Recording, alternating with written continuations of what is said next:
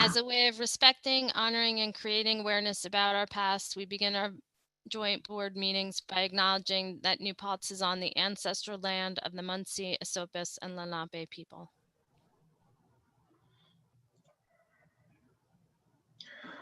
Okay, great. I'm just going to go through what we anticipate adding to this agenda. So in the joint business agenda, we're going to add Millbrook Preserve learning areas at approximately 8:15.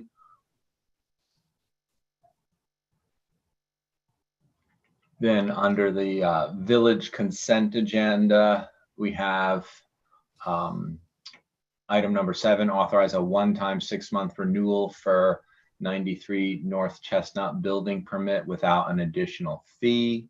Item 8, adopt village reservoir capacity study. This way we get reimbursement from Hudson River Valley Greenway, who helped us pay Chazen for that study. Number 9, authorize Fire Chief Worthman to officially declare the 2011 Chevy Tahoe as surplus equipment to be sold with a minimum bid of $4,000. And number 10, accept resignations, Rebecca Rotzler from Affordable Housing Board and Zach Bielecki from the Historic Preservation Commission. We actually pivoted and was able to put Zach on the planning board. And then another item, appoint Historic Preservation Commission alternate Stephen Cook to a full member seat and to fill out a term that expires on June 2022. Village business agenda item 1 to be added, Village Board Kingstonian pilot position statement. Item 2, approval to hire Chazen and Jim Wild to pump test wells on property south of Cherry Hill Tanks while it is still dry within the next few weeks, contingent on coming to an agreement with the property's owner.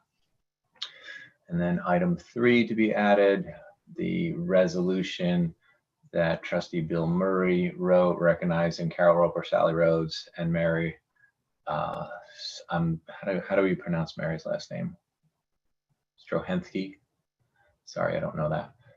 And that was all I had to be added to the agenda. Is that everything, Ari? Yes, I believe so, unless the town has anything else. Well, I have something from, it's not from the town. This is Neil. It's not something from the town. It's from the Shade Tree Commission. We were hoping to plant a tree in Peace Park where there's a tree died. And we were hoping to use the budget, money that we have in our budget this year, to plant a tree for Sally Rhodes. But we were told we need village board approval. And I know this is kind of last minute, but I thought it would get added to the agenda and no one did. But since I'm sitting here, I thought I'd bring it up. Is the village board okay with adding that to the consent agenda? Yes. Yes. Sounds great. Thanks, Neil.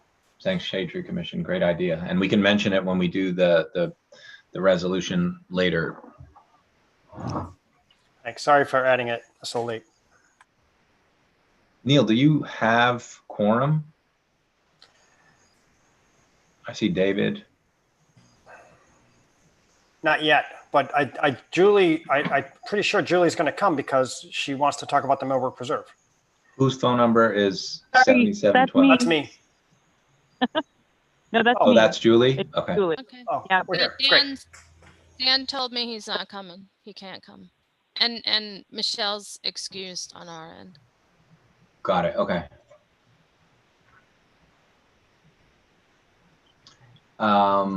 Okay, so then why don't we, I'd like to make a motion that we approve the agendas as amended. Second. All in favor? Aye. Aye. Same for the town, same motion. Second. All in favor? Aye.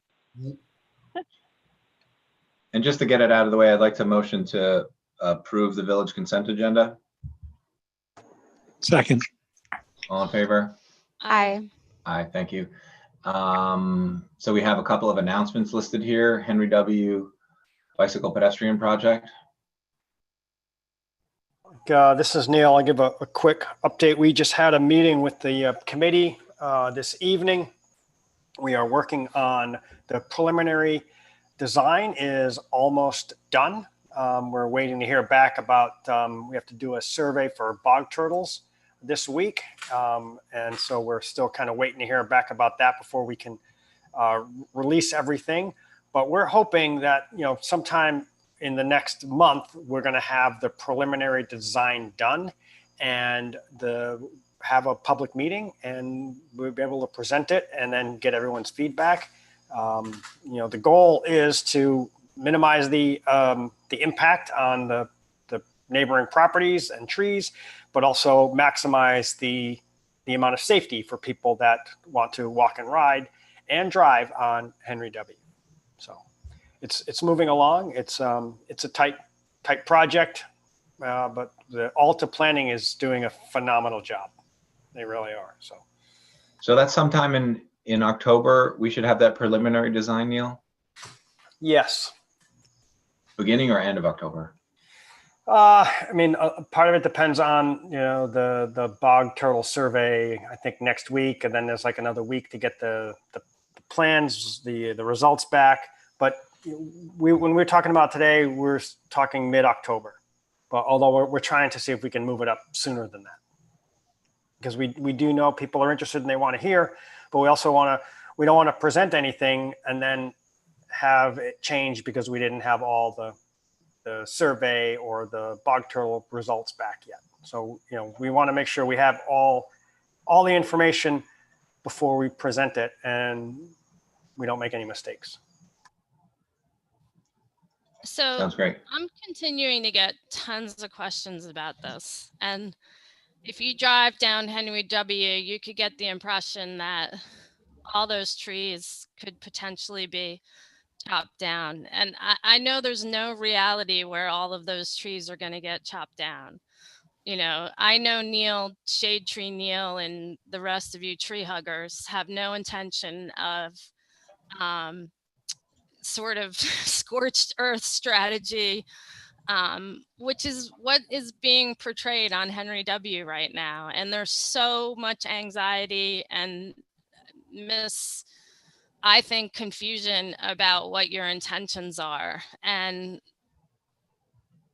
what can we do to quell those fears? We can ask people to wait until we actually have a design to talk about instead of, overreacting. I know it's stressful to not know what's going on, but it's hard to talk about what the impacts are going to be when we don't know what the design is, right? And but so it's not your intention. And do you see a reality where all of those trees that are marked, save? It just doesn't. It's impossible. Some of those trees are so far out of the roadway that there's no way that we're even close to them. But we don't want to say which trees are going to be cut down or not cut down because we don't know for sure. The goal is to cut down as few trees as possible, because it's expensive to cut down trees and we like trees, right? They do a lot of good. But I can tell you right now, there is no way every single one of those trees that has a sign on it is going to be cut down. We couldn't do a project. Also because a lot of those trees are so far away from the right of way that they're not even on town land. They're in the middle of people's yards. Neil, isn't it also like my understanding, so sure, some of the trees might be out of the right of way, but also I think what people were doing is they wanted to take a close look at the possibility of the town exercising its right to use the full 50-foot wide right of way. And my understanding all along is that, you're trying to design a plan that would improve vehicle safety as well as pedestrian and bike safety by including a shared path. And, you didn't need to use all 50 feet to accomplish that. So you're designing something that will, use part of the town's right of way, but that does not mean that you have to use the entire 50 feet. Is that correct? Correct. We're trying to use as little as possible. The more you use, the more you have to build and pave and, inconvenience people with, moving trees or hedges or even taking them down. The goal is to not use 50 feet. The goal is to use as little as possible. And in some of those places, and like you said, the shared use path uses a lot less than sidewalks and bike lanes, which is why we've been putting so much effort into exploring the possibility of a shared use path, because it's cheaper and it uses less space and it's safer.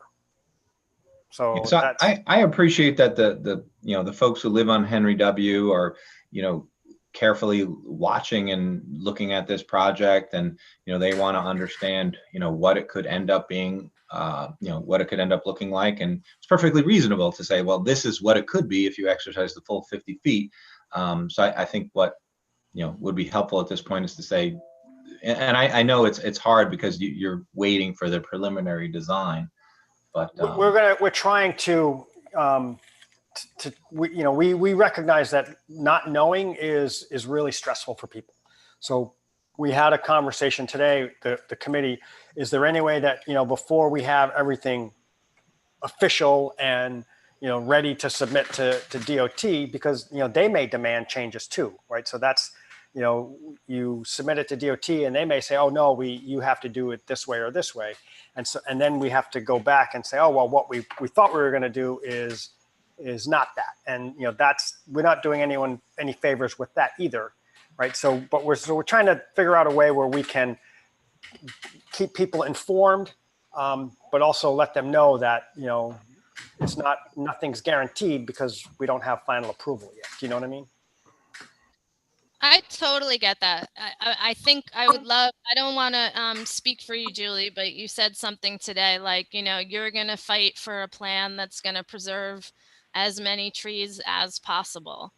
And I really feel like people aren't hearing, I totally get like going into the weeds the way you and Tim and Neil, you just did, but I also feel like a lot of people don't know you. I don't, they don't know the Millbrook Preserve wouldn't be what it is today without Julie. They don't know that you're a PhD ecologist, that the Shade Tree Commission would never be what it is without you, and the rest of you tree huggers too. Like, you guys are going to do this in a way that is going to cut the least number of trees and shrubs and, try as best as you can to accommodate the diversity of opinions that you're hearing. And I'm like, say it out loud. Well, I mean, you don't have to. Some trees, some trees are going to have to come down, right? I understand that. And we're going to plant some new trees, right, to replace those, and they'll eventually, be big old beautiful trees. I mean, the other thing, we need to remember that the goal for this is to improve safety, right? That right now, this road, not everyone has access to a car, and there are people that need to walk and ride their bikes, and then there are some people that like to walk and ride their bikes, and especially lately, where I think we're recognizing that. And so the goal is really to make this as safe as possible. And yes, some trees are going to have to cut down, but hopefully this road is safer, and we don't have to worry about, kids riding their bikes to the Moriello pool, or riding to the River to Ridge, or the walkway over the Hudson, right? Or going down to get a slice of pizza at Village Pizza, right? That you're not taking your life in your hands. So that I want to remind everyone, the goal is yes, we don't want to cut, we want to cut as few trees as possible, but we want to maximize safety. And that doesn't mean we're going to cut down more trees, but that's why we're trying so hard to make this, as safe as possible. Hey, Neil, it's Bill Murray. Quick question. Have you had direct contact with the residents in a letter form or some sort of mailer to them, giving them an update? This is where we are to date. This is what we're thinking. These are the dates we're going to examine this. That sort of information sent to them directly? We don't have a date for the meeting yet. We're still waiting to hear back and do the plan. We met individually with everyone on Henry W. with a Zoom meeting. And that's, we presented them with some of the initial ideas and said, we're working on the preliminary plan. And when we have the preliminary plan, which we don't have yet, we said, then we're going to have a public meeting. right? So I don't even know when the public meeting is. Tim just asked me, so we can't send a letter out to anyone because I can't even answer Tim right now. Neil, just that put Zoom the meeting you're chat. talking about, this is Julie. Is that the one with Alta Planning? Or, Yes, we met individually with residents along Henry W. and set up, individual meetings with them, and mostly to kind of get back, to hear their thoughts and ideas and make sure that their voices were heard and that they weren't, just lumped in with everyone and in a public meeting, right? So we wanted to be extra thoughtful and make sure that, if you live there, then you had an opportunity to talk to us directly. and we also had a town board meeting where we sort of, dedicated about an hour or so to a discussion, answering all questions that we could of residents of HW. So we, I think one issue is that I was told that Alta showed some residents a map that somehow indicated, a lot of the trees that they're concerned about. So I don't actually know about that, the details, but that's what someone, a couple people have mentioned. Well, So that's, I think it's showed it's not that they're just sort of coming out of the blue with, oh, I'm worried about this tree. well, it showed the preliminary Some were survey. shown a map, and I don't know much more about that. They were actually. shown the preliminary survey. And A survey. that showed where the town's right of way There you go. is. Okay, so it didn't even have a hint of a plan. It was just that this is what we could do because it's the right of way. It Right. showed people the land that they own and the land that the town owns. And, that is So sometimes The surprising. worry, I guess, I guess that's the problem. The worry is that then engendered this idea that because we could, we might. And I get it. That's very stressful to then not know Yeah. what the final plan is or the preliminary plan is stressful. Right. And I'm just asking people to, before we get too upset and say like, oh, well, this tree or that tree is going to get cut down. Let's talk about the preliminary plan once it's out there. And when we know which trees are close to getting cut down, we're not going to, like Tim said, the goal is not to go through and wipe out every tree in the 50-foot right of way. The goal is to impact as little as possible and get the project done.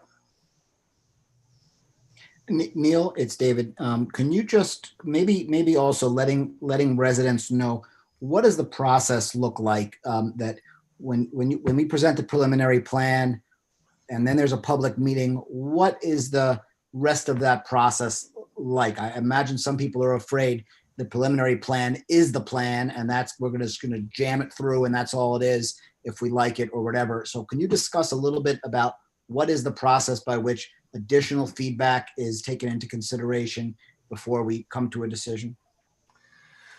Well, I think that's the goal of the goal of the public meeting, is to make sure that everyone's feedback is heard. Then, the engineers go and they look back, they see if some changes can be made. They also, it has to get presented to DOT to make sure it's in compliance with everything.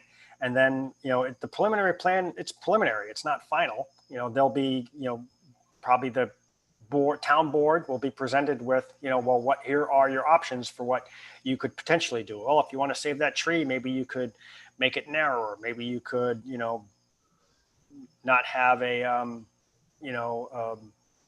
grassy strip there or something like that. So I think, but they're trying to do as much of that as possible. And then there are opportunities to make changes after that. So, preliminary is preliminary. It's not final. It's what the budget allows for and what the town board wants. All right, so this is a helpful update, and I think we'll all hang on and look forward to seeing that preliminary design.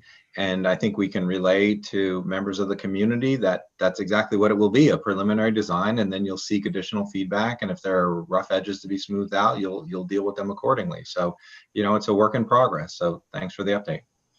I just want to give out the project website, which is walkbikehwd.weebly.com. So WALKBIKEHWD.WEEBLY.com. And if you go, there's lots of information, and you can sign up for email list to be, when there's updates for the project, you'll be notified, and there's also space there if you have any current questions that you could put it in there. And I just put that on the village's Facebook page. Good stuff. Okay, skate garden. Yeah, so Is it skateboard garden update or skate garden update? no, skate garden update, because, we want to make sure all skaters are included. I'm a roller skater myself these days. So, just wanted to share that project is, still continuing to go full steam ahead. I know we have some awesome volunteers who are away at school right now and want to be in the loop. So I'm going to do my best to use announcements at meetings as a good time to quickly update everyone. We are having a general meeting. So anyone who's interested in updates or wants to volunteer in terms of creating some cool art and design about the project, or helping with a fundraising campaign, or really anything at all, even just input, feedback, etc., is welcome. So that meeting is happening this Sunday, September 13th at 7:00 p.m. via Zoom. And tonight I'll be making like a Facebook event and a digital flyer to share around. So, I'll make sure everybody gets that Zoom. Get in touch with me if you need that link for Sunday night. But I'm excited because we've gotten a couple of rounds of initial drawings for the project following the few site visits that the mayor and I had shared updates on previously. And, it's just really great starting to see a very long time dream starting to be realized. Can I give a quick census update? Yes, and then I just wanted to make an announcement as well. Cool. So just a quick reminder, the census is still going on. We have until the end of this month. It's September 30th is the deadline. We actually have gotten a little uptick in our responses in both the village and the town since our last village board meeting 2 weeks ago. So thank you to everyone for doing that. It's, I think, related to the door-to-door operations that have been focused especially on the village, as we are one of the state's most hard to count regions because of our very high renter population. So we're getting closer to to 60. Right now we're at 58.7 response rate, which is really good for the village. So, but it's not good enough. It's not at 100. So I do want to note that if a census enumerator stops by, or you receive a note from the census, be it a piece of mail or one of their sticky notes that says they did come by, and you have already done the census, maybe you're like me and you've, moved it to 3 different apartments in the village so far this year alone. Never fear. It doesn't mean there's been a glitch in the system. I got a few emails about that. It means you were counted at your other spot. But what you need to do is you need to get in touch with your landlord or property manager, however you guys normally communicate, and urge them to please contact the previous tenants, whoever lived there on April 1st, 2020, that census day. Seems like they might not have been counted, and they need to go ahead and fill out that census for their April 1st, 2020 address so that we can get actually a complete count. You good, Alex? Yeah, thanks. Cool. Thank you. Awesome. Cool. Do we have any public here? Well, I don't think we have a public hearing, do we? Could I just do the project resilience announcement? Great. The county just announced yesterday that phase 2 of Project Resilience will be money in the form of subsidies and scholarships for childcare and school age programs. So if you are in need of help paying for childcare or school age programs because schools are 100% remote right now, you can visit the county website, covid19.ulstercountynewyork.gov/schools, and get information about whether or not you qualify for assistance. You can also call 845-443-8888. That information is on our resource page, which is bit.ly/NPK12 working parents. And also, just so folks know, the Y program is now opening up at the Lenape location next week. So if you are interested in Y Academy, go to the Ulster County Y website and check out Y Academy. That will now be available at Lenape. Lots more information at our resource page, again, which is bit.ly/NPK12 working parents. Thanks. Any other announcements? So public hearing is just a placeholder on this agenda, right? We don't have any public hearings tonight. Okay, public comment. Did anyone leave us a public comment besides the one that we have that was previously I don't see submitted? anything. Does someone want to summarize? No public comments. Someone want to summarize what was included in Liat's public comment?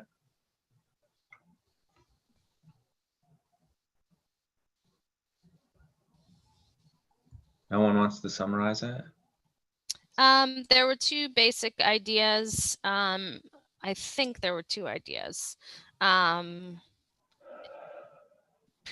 Proposal to the town of New Paltz to give tax breaks to landlords who are willing to lower the price of their apartments, linked to minimum wage, which would be $660 per month for a single tenant. I don't know if there's a legal process for that. Alex might know. And then also to spend less money on police and more on affordable housing.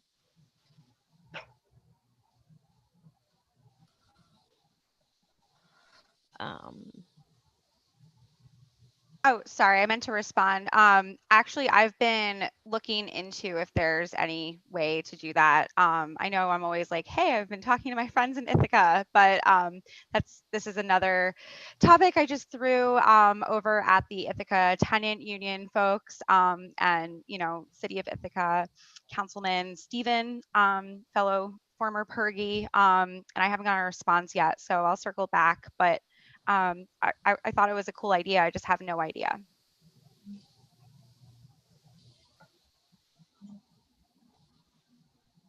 Okay, any other? I think, Ariana, you said there were no other public comments? None that I see. Okay, so then, KT, do you want to walk us through item 1 on our joint business agenda? So item 1 is climate equity justice related items. It's just our first item where we intentionally go through our agenda to highlight and name anything that's related to climate equity or justice. 2 items right there are the police reform review process and the issues for working parents, which I just made, basically gave that update. We don't need to do that again. I don't know what's going to come up in the discussions with the county, but certainly the Climate Smart Resiliency Planning Tool discussion is related to climate, as is the Millbrook Preserve learning areas, as is, well, what is that item MOU? I was thinking it was water related. Wells. Yeah, so it's water related, so it's climate related, I'm sure, in some way, shape, or form. And then on our regular agenda, nothing's super jumping out at me. I would say short-term rental law in terms of economic justice. And economic justice in terms of our statement about the Kingstonian pilot. And then as far as reporting on the police reform process, we've got Essie Lewis, who's the team's spokesperson, and she's going to speak for the group. So I know Diana's here, she's serving. Is there anybody else here for us to thank? We've got Essie and Diana, who are serving on the 5-person police reform steering committee. But I'll just pass it over to you, Essie. Thank you, PT. I think that Diana and I are the only ones here this evening. So I just want to say thank you for having me. It is a pleasure to serve New Paltz and be on this committee. So thanks. So first and foremost, the Police Reform and Reinvention Steering Committee we meet weekly. We have established roles. I have the distinct pleasure of being the representative, which is why I'm here before you in this capacity.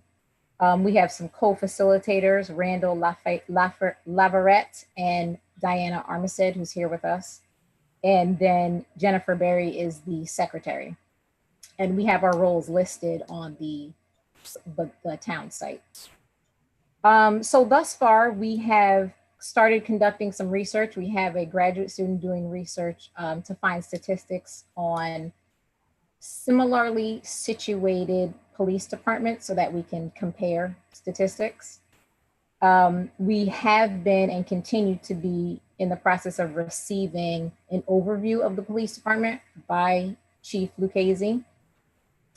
And our next steps are to meet with community groups to hear from them. And for the meeting with the community groups, as well as our research assistant, we will soon be asking maybe for a small budget. And maybe that will be in our next meeting or through the town board, we'll be doing that. And I mean, that's pretty much it as far as an overview. I'm happy to answer any questions that anyone might have. And I do plan to be here for updates for this joint meeting. Thank you, Essie, and everybody. But thank you for that report. I believe Dan, who couldn't be here tonight, we did get asked about the budget question, and Dan basically said, you know, tell us what you want, let us know what you need, and put a price tag attached to it. And so not do it in the abstract, but say what you need and then bring it to the town, right? Perfect. So we will do that. I'll have it added to our agenda for our next meeting, and we'll come back with a number. To be clear, I can't speak for the town. I'm just paraphrasing Dan. Town can chime in now if they so desire. Yeah, David, I just want to say thank you so much for your service. It's wonderful, and please, like KT said, ask for what you need. You know, as much as you can see forward. Thank you. And money's tight this year. The governor has already told us they're taking money back from CHIP. So we are, it's not going to be a good budget season. Okay. Noted.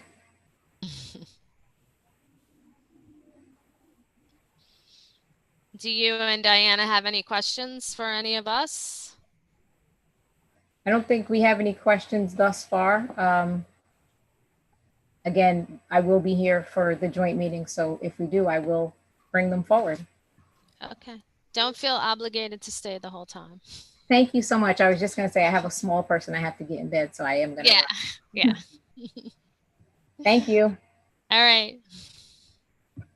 Thanks, and send thanks. Thank you. Will do. Have a good night. So yeah, I think I covered the second one in my announcements, so we're good on that. Okay, so I see Eve's here. I don't know if Jim is here as well, but does Eve want to walk us through county discussion? Sure.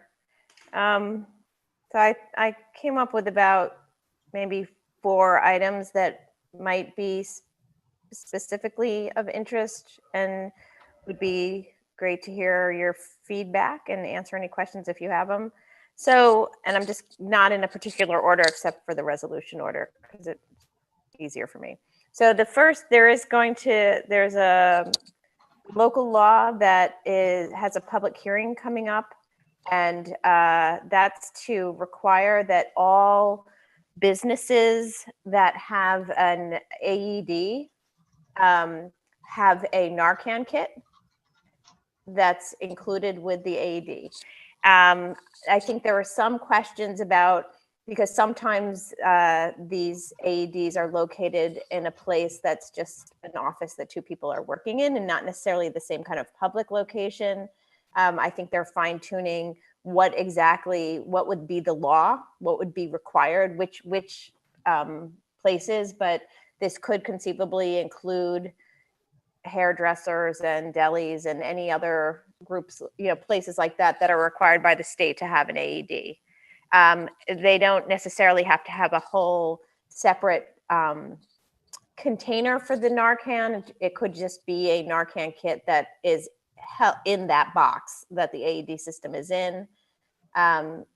Also, there's the question, AEDs, there's a state law that requires that there's at least one person who's skilled in using it, the AED. So then the idea would be to at least suggest that there's at least one person at that business who knows how to use the Narcan kit. Any questions with that or thoughts before I move to the next one? Thank you for that. Just thank you. Okay. Ditto. All right. The next is the famous sales tax agreement with the city of Kingston. So it looks pretty much like the previous year's sales tax agreement with the city of Kingston. Not unsurprisingly, myself, the legislator from Ulster and the legislator from Saugerties, the people who are the towns and villages that are most impacted by the inequity of the distribution are most vocal against this. That conversation did pressure a request to the comptroller and she was referring to you, Tim, and the information you provided New Paltz, but really pulling together some documentation of what the contributions are for the towns and villages. There are several, I'm not sure what's going to happen on my guess is this is going to pass. I plan on voting against it. But I think I'm probably in the minority. But perhaps before the vote comes up, we'll have that detailed information about the contributions. I'll say that Legislator Cahill is extremely vocal because Ulster does, is a major retail source. And so that's where that is at. I don't know if you have any questions or comments on that one. I do have a question about that. The Supervisors and Mayors Association had been talking about adding some language in terms of like a high water mark. So if there was like a number in terms of, what the county expected in terms of gross sales tax, based on, I don't know, let's say like a 2020 budgeted number. And then if there was overage in subsequent years, during the term of this agreement, then that overage would be split differently than how the agreement currently reads. Has there been any discussion about including, that kind of different way of allocating the revenue? Right. So, primarily, you probably know, I did attempt to put through a resolution following your suggestion again, to have whatever agreement be just for 1 year so that we can actually have these kinds of conversations of these alternative means of distribution. And that did not get the support. it didn't even get into committee, and I can talk about why if you want to know. And so unfortunately, actual conversations about alternatives haven't had a place at the table at all because it was shut down. I'll say that Legislator Cahill refers more to shared service agreements that are reflective of what the county, I guess, has done in the past. I think that at this point, it's going to, if it doesn't get approved, if the legislature doesn't approve it, then we do have that opportunity to posit these other things. But at this point, I don't think the executive's office will even consider any amendments to the resolution. I'm happy to make a suggestion for a whereas or a therefore, but I would be surprised. I'll say, yeah, but I'm happy to bring that into the conversation. Yeah, thanks again for trying to bring up that idea of limiting the term, from 5 years to 1 year.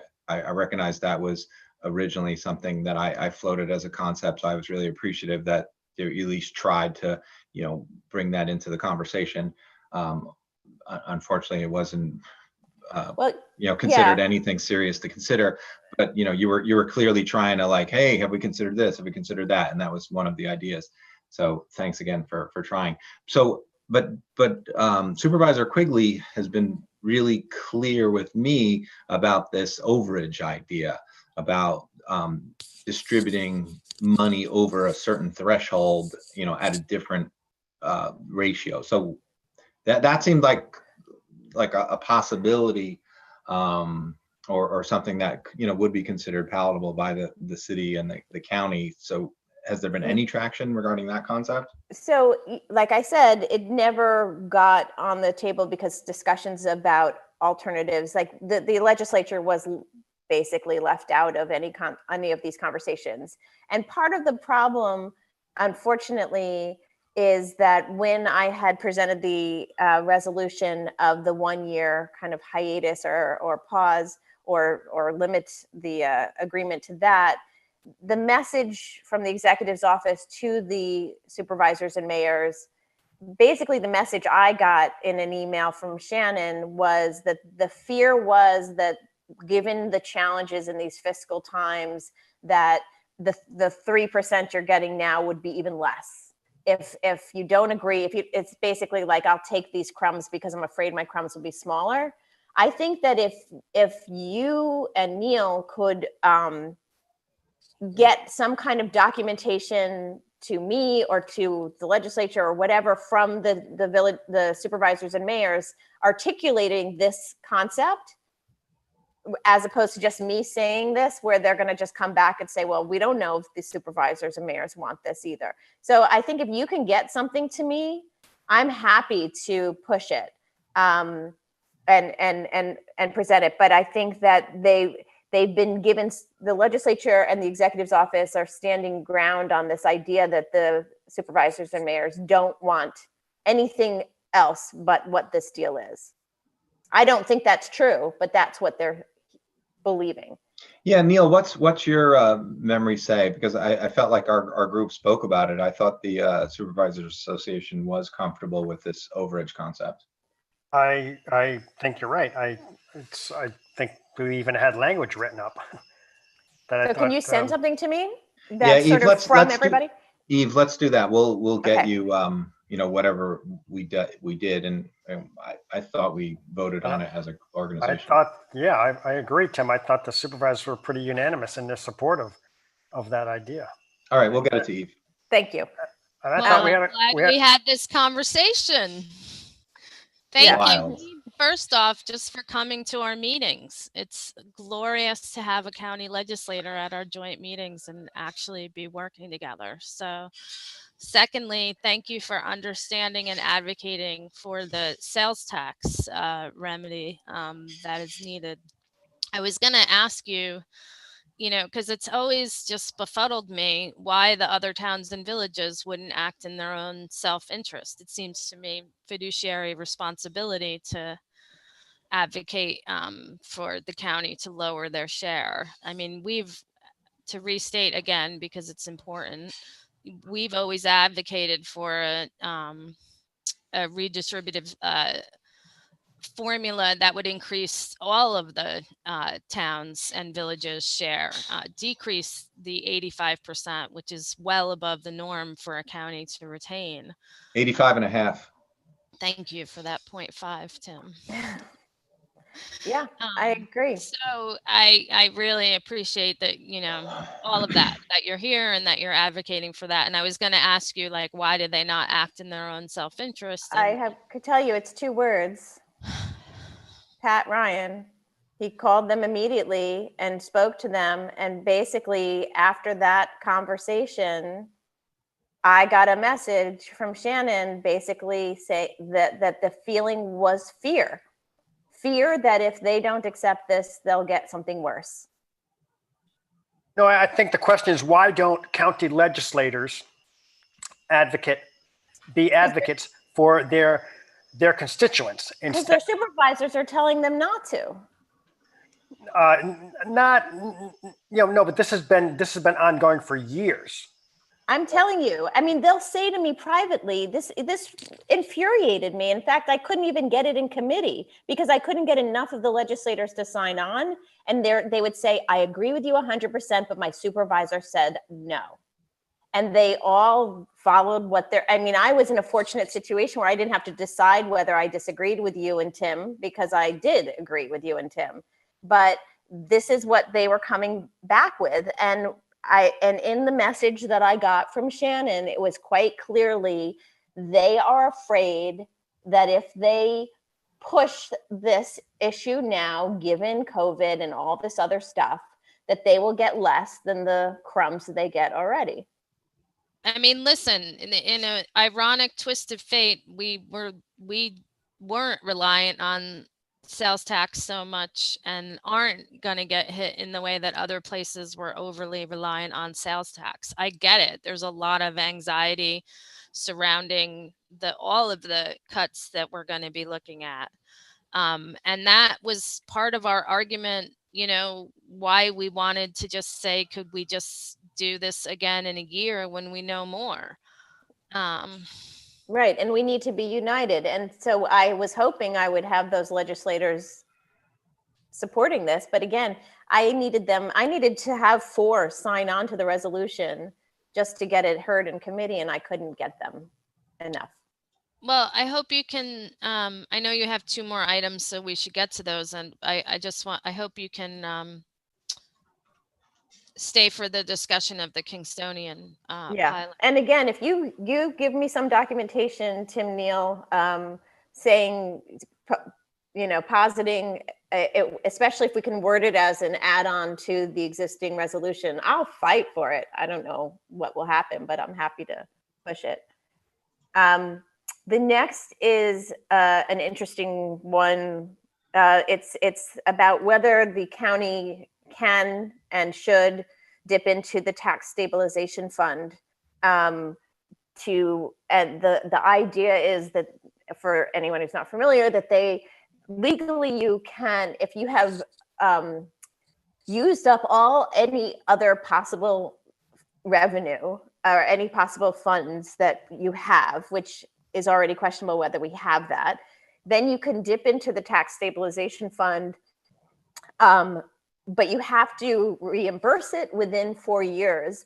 And the concept that the county is doing is putting everything that they believe is FEMA reimbursable, taking the tax money from the tax stabilization fund for everything that they believe is FEMA reimbursable, with the hopes that the expectation they'll get that money back. However, the issues we have are, one, it's way more important to be looking at this along with what the proposed budget is. So we're arguing we want to be talking about pulling money from tax stabilization when we see the larger budget for 2021. But also, FEMA is only just paying us for Hurricane Sandy or whatever it was, like 4 years ago. Like, it takes a long time for FEMA to pay. It's only 75%. And so several of us are very concerned about this dip. And so far it's only been postponed in committee, looking for more information, but that is something you should be aware of, because I don't know what the full, I imagine there's I don't know. I only know Ways and Means. I don't know what the larger body is feeling in terms of support, or most of us, not most of us, a couple of us want to postpone that conversation till we have a budget in front of us, because we're very concerned about dipping into that fund. Any questions? And then I have one more. Okay, the last one is, it's actually memorializing resolution, but for those of you who are not familiar with it, it seemed like a year ago, the state passed a law requiring pharmacies to have takebacks for medications that you cannot dispose of. And specifically, this was an issue around opioids. And because that's a primary pathway that individuals get addicted to opioids. And so it got finally passed by the legislature in the state and signed by Cuomo, but DOH is not moving. They're not doing what they need to do. We are lucky that Diedrich's actually on their own is doing the right thing, and they have take back there. But other than Diedrich's, you have to go to a police precinct in order to get rid of these excess medications. And people all the time, the young people are getting their hands on these. I just lost a 21-year-old a month ago who died of an overdose.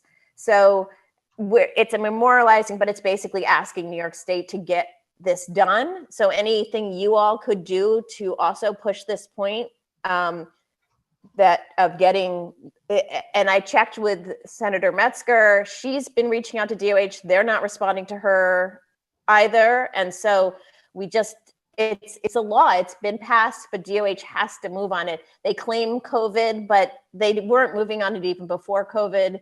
And this is a very big deal. And every day that we do not have a way to dispose of these medications is another day that some kid can get their hands on them. Please send that to us and we can pass it as well. Yep. That's it. Unless you have questions for me. I did have did you guys have a question on that topic? I had a question on a different topic. I just wanted to see, Eve, if you had any understanding of the Ulster County Legislature's involvement in the Kingstonian project. Do you guys get to vote on anything? How's that work? That's a good question. I mean, nothing has come before us with the Kingstonian. I mean, I've been listening to conversations, but there's nothing in front of us. So can I guess what would be ultimately? Yeah, I don't have the answer. I can look into finding out what we'll ultimately have a say in, or whether we'll have a say in anything, but currently nothing is in front of us. Yeah, that'd be great if you could. Commonly that you don't. So we're hearing that you do, and we haven't been able to get clarity on that. Okay, I'll find out. School boards and the local boards, this is something we've complained about in New Paltz, that we don't have a say. So we were surprised to hear that you did and needed clarity on that. Right. I wonder, I mean, only coming from my planning board days, whether it's a coordinated action that includes the county as well, possibly. I wonder if that, well, I'll find out. I'll find out what role, if any, we'll have and get back to you. Eve, I just shared with you the draft that the village board will be considering later regarding the Kingstonian. We have a draft position statement. So I just shot it over to you so you can look at it in advance of our conversation later this evening if you want. Great, thanks.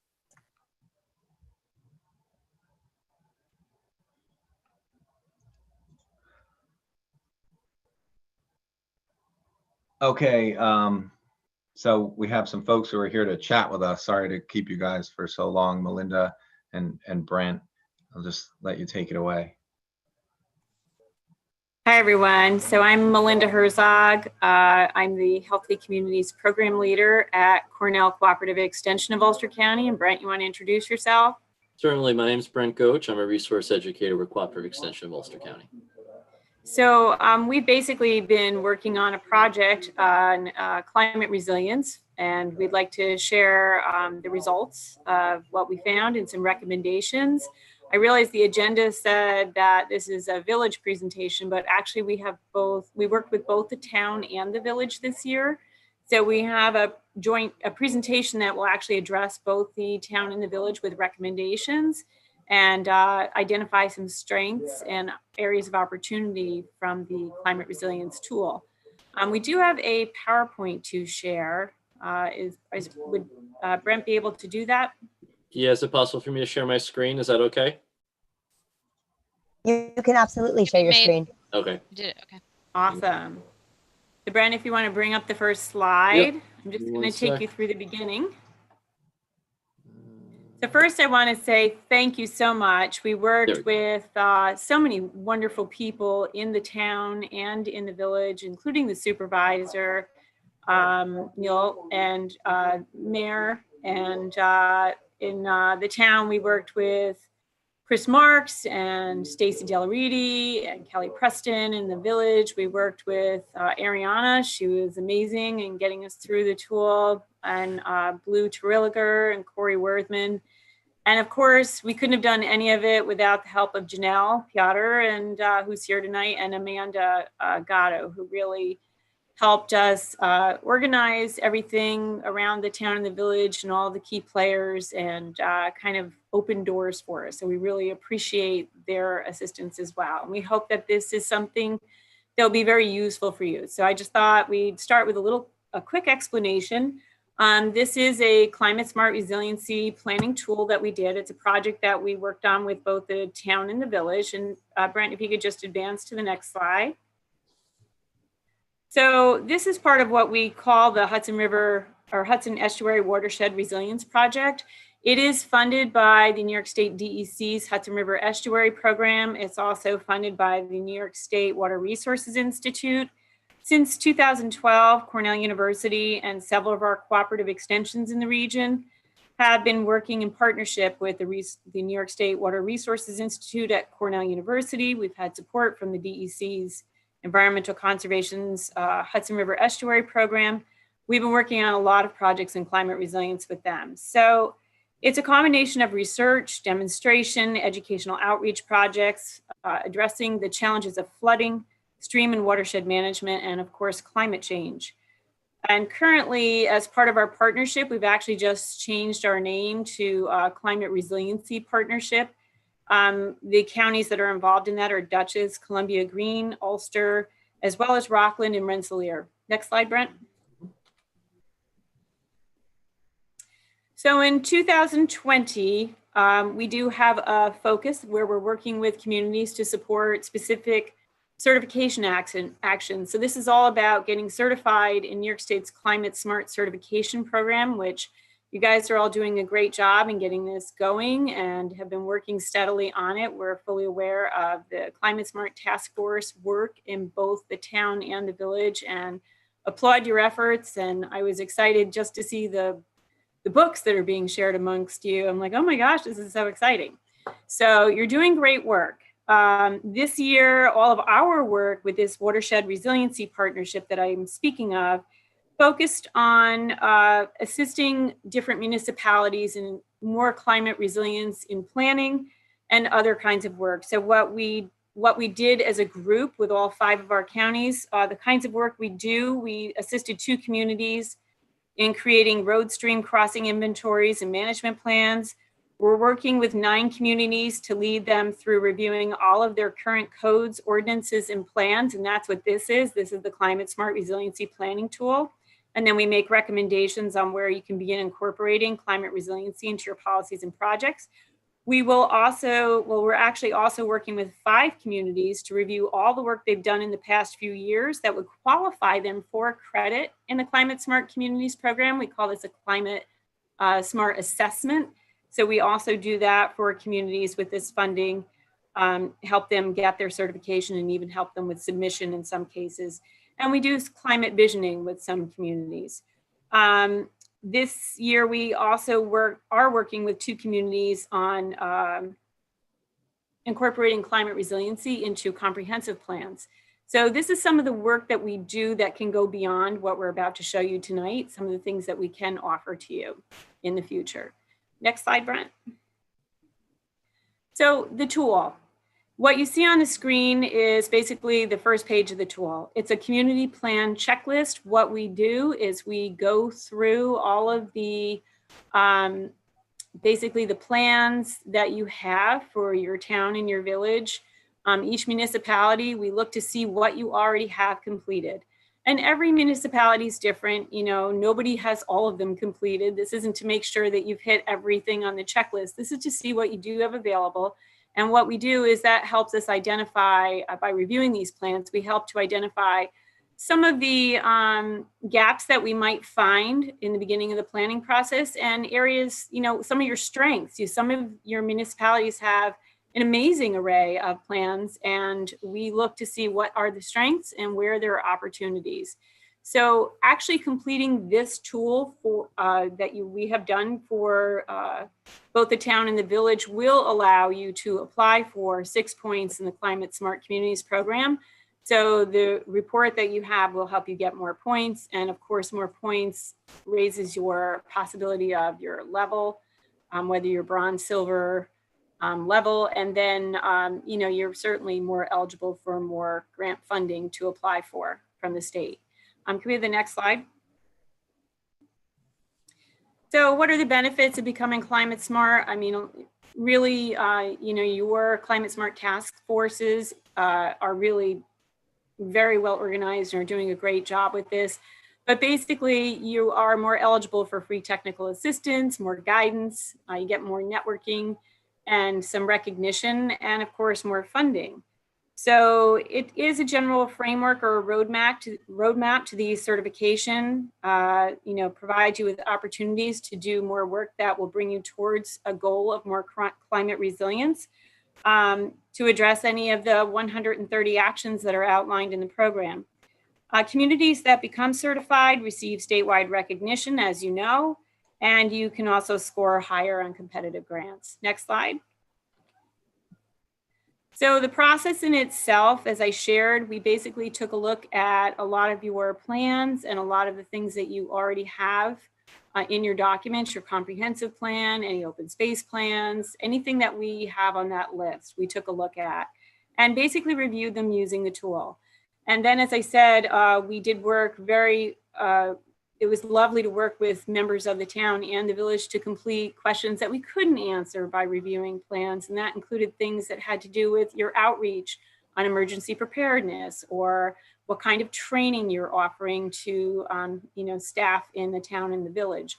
So these conversations helped us to complete the tool and then to be able to provide recommendations in the report. So next slide. So again, this is just a little bit more about the process. I really should change that picture and put up a Zoom screen because that's really what it looked like all year. It was just basically, you know, we did everything online this year once March came along. And we were very fortunate to have that tool to be able to help us to do our work as everyone has. But yeah, it didn't really look like that in the picture this year. But we did. We met with, of course, building inspectors and DPW and, you know, a lot of your town officials. And we're very appreciative. Next slide. So the deliverables and outcomes that we have in the completed tool were, again, to report gaps, areas of opportunity. I prefer to refer to it as that way, and also recommendations. And to identify your strengths, and you know, you really should acknowledge your strengths in moving forward and build upon them. Next slide. So the planning areas that are covered in the tool, the checklist is we talked about, but also identifying risk and vulnerability, public outreach and engagement, planning integration, disaster preparedness and recovery, and hazard mitigation implementation. And I believe, next slide, this is where I turn it over to Brent. Yep, who that's has done the majority of the review of all of your documents. And he put together the recommendations, and he's going to share them for the town and the village. And Brent, I think you should probably start with the explanation of why some of it looks the same ahead of time. Yeah, certainly, Melinda. Yeah, so if you look at the recommendations documents for the town to village, and there's separate documents for each, they are very, very similar. And the main reason that they're similar, and the reason why we're combining the presentations into one presentation, is that you do so many things together. With climate resiliency planning, with a lot of your municipal planning, there's just a lot of joint documents. So the recommendations would be just as a result, they're very similar. In addition to that, we have to work under the parameters of the Climate Smart Resiliency Planning tool, that spreadsheet that we showed you at the beginning, or at least the first page of that. And we could offer up recommendations that we kind of make up, if you will, but it wouldn't be based on anything on the tool. So we're trying to work under the parameters of the tool, and because of that, we're somewhat limited on the types of recommendations we could offer. I think that's probably adequate, Melinda, right? Unless you want to add anything else. No, I think so. I think the main message is that because a lot of your documents are joint documents, and of course you have some geographic similarities there, just a little bit of an overlap. Some of the things that we are recommending are both for the town and the village. Okay, so with that being said, I will now talk about the different areas of the plan. So give me 1 second here. There we go. So I first want to talk about the strengths. As Melinda mentioned, there's many different strengths that both the town and the village have. And again, I should actually, before I start, what we're going to do in the next several slides here are just very much the highlights. We go into more detail in the actual recommendations document. So with regards to the strengths that both the town and the village have, both are a part of the National Flood Insurance Program. And by participating in that program, your residents are able to access relatively low-cost flood insurance. And I say relatively because, as we all know, flood insurance rates are going up, and they will continue to go up as years go on. But having said that, the NFIP policies are probably the most affordable policies out there. There are some on the private market, and you're seeing that more and more. But at this point in time, the NFIP policies are still probably the most affordable. In addition to that, the town and village have an open space plan that provides recommendations for protecting natural resources and other environmentally sensitive areas.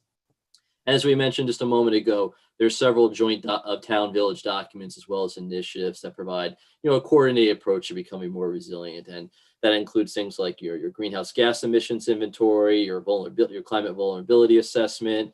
You have a joint build-out and fiscal analysis. All these documents put together because you combine them with both municipalities are really a great strength. A lot of joint town and village stuff isn't quite as strong as this, so it's something you really should be proud of. And in addition to that, you're both climate smart communities. And as we mentioned before, that gets you on the track to gain points in the system and have all that technical expertise available to you and potentially be at a more advantageous position when you go for grants. So there's also some opportunities that both municipalities could access. And the first one I want to mention is that you could seek out training opportunities for municipal staff in areas of resilience, particularly in flood mitigation, because at least at this point in time, that's probably the biggest natural disaster scenario that you'll be facing in the near future, at least. And there's different ways of going about that. There's certainly lots of local and state programs and classes that you could participate in. I always recommend, when I do this talk with municipalities, I always recommend trying to investigate FEMA's Emergency Management Institute. There's campus-based and online courses. Of course, right now they're only doing the online courses, but I've done both. I've done both the online and campus-based courses, and they're all wonderful. And by the way, they're free of charge, basically. So that's something that you can access at no cost to you guys, and you can train municipal members on everything from resilience to mitigation to disaster preparedness and recovery, a whole host of issues, and I really can't recommend it enough. In addition to that, we recommend that you participate in a Nature Conservancy Community Resilience Building Workshop, and Melinda and I have helped facilitate one of these, and for both the village and the town of Saugerties. So if something like this were to happen in New Paltz, I imagine it would happen in a very similar fashion. And as Melinda mentioned, of course, because of COVID, we're not doing this stuff in person right now. They'd probably be moved to online. And who knows what next year will bring, if it'll be an in-person or an online type scenario, but be that as it may, what this workshop does is it really gets a great cross-section of your community. It goes across demographics. It gets folks from the business community, from the environmental community, municipal staff, there's regular citizens who are interested in, the future of the town or the village, together in one location. You really hash out and figure out what your assets are, your resources that are available to you, and they'll do a lot of visioning and determining what your goals and visions are for the community. And once that conversation is done, usually it's roughly about a day's worth of brainstorming. The Nature Conservancy folks will take that information back and create a document that almost acts like a roadmap for you, so you can start to implement some of those community visioning sessions. So that's something, again, probably for next year, but we recommend as you look into that. In addition, we recommend you look into leveraging the Climate Smart Resiliency Planning tool for points in the Climate Smart Communities program. As we've mentioned before, and we'll mention again, the more points you get, the more advantageous it is to access some of those state grants. Whoops, went ahead. So the first section I want to talk about is that vulnerability and risk assessment. And under this, our first recommendation is that you incorporate estimates of future financial losses resulting from severe storms or flooding into your plans. And these are everything from capital improvement plans to fiscal type plans, budgets, just to take into consideration any damages that might occur to infrastructure or town property as a result of natural disasters. Again, I use the term flooding a lot because, again, that's probably the natural disaster New Paltz is most experienced with, and probably the one that you're going to have consistently in the future. So take that into consideration as you're making these plans. And I hope I'm not messing this up. I'm almost certain it's the town of New Paltz that's working with Woodhull Research Center to do additional flood mapping, and that you'll get some additional data from the research that they're doing to help with that, with those planning purposes. We also recommend that you train municipal managers on the use of available risk and vulnerability tools. I use an example for FEMA's HAZUS MH. That's a geographic information system software tool, probably most useful in your building department for your building department staffs. And that helps to catalog damages after a natural disaster. And then we also recommend taking the existing build-out analysis that you have and overlay it with risk areas, particularly the FEMA special flood hazard area, and see where there might be some overlaps for things that are incompatible. So, for example, if you look at your current zoning, you see that you have an area that's zoned for high density development, and it so happens to be on top of a special flood hazard area. That's an opportunity where you have to think, well, maybe we should make that area more restrictive zoning and not necessarily have high density there. Move the high density zoning to someplace that's outside of that flood hazard area. It's a little safer. The next area we want to talk about is the public outreach and engagement section. And our first recommendation is to inform residents about available disaster resources for your municipal website, television, radio, social media. And you're doing this to a great extent already. And we want to take it a little bit further, and particularly this is for your website, to include, or your websites, I should say, and include links to different documents, such as the ASPCA's disaster preparedness document for domesticated animals, different FEMA documents like FEMA's Are You Ready guide, FEMA's Homeowner's Guide to Retrofitting, as well as links to FEMA and Department of Homeland Security resources for people to develop their own family evacuation plans or emergency preparedness kits. These are all links you can put on your website. Again, it helps you net points under that action, and it's good, useful information to have for your residents. We also recommend publicizing the availability of floodplain information to the insurance, the real estate community, so real estate agents, lenders, folks, real estate brokers, those types of folks. And so what's kind of unique in a sense here in Ulster County is that there's a course available. I happen to co-teach it with a colleague of mine from the Ulster County Department of the Environment. It's called the Floodplain Management for Real Estate Professionals. And this is a continuing education course for folks who are real estate agents or real estate brokers. And we teach them all about the National Flood Insurance Program and all the regulations that would apply to them. And it gets them a better understanding of what it means to have property in the floodplain and the regulations associated with it. Unfortunately, again, because of COVID, we've had to cancel those courses for this year, but we're hoping to restart them next year, whether in person or online. It's a little bit difficult to do it online because of the way the Board of Realtors does continuing education credits, but we're hoping to have that settled for next year. So contact the Ulster County Board of Realtors, and they'll have information about those courses as they become available. And Brent, could you just share the cost of that course? Free of charge. Thanks. 100% free. Well, I take that back. There may be a fee that the Ulster County Board of Realtors charges if you're a member, but as far as like money that I get or you have to take the course, totally free of charge. So, and the final one for this category is consider developing a public outreach plan focused on climate outreach and engagement. And this is really just an opportunity for you guys to think, really for your Climate Smart Committee, to think about how can you be, unique? How can you really be creative in engaging residents and visitors to the community about, climate change and resiliency and mitigation? And you can do kind of what you, I don't say what you want, but things that you might want to do. So, for example, it could be something as simple as having a booth or a table at a community day, festival, Earth Day event. Just talking about, what the committee's been doing, what the town, what the village has been doing to be more resilient and getting feedback from the public. Or you could do something maybe a little bit different, have a kiosk installed that shows a high water mark from a recent flood event and have another, marker for where a future high water mark might be given, increasing precipitation patterns. The possibilities are endless, and it really just depends on what you want to do and, how you want to engage the community, and there's points you can get for that. The next section is integration of municipal plans.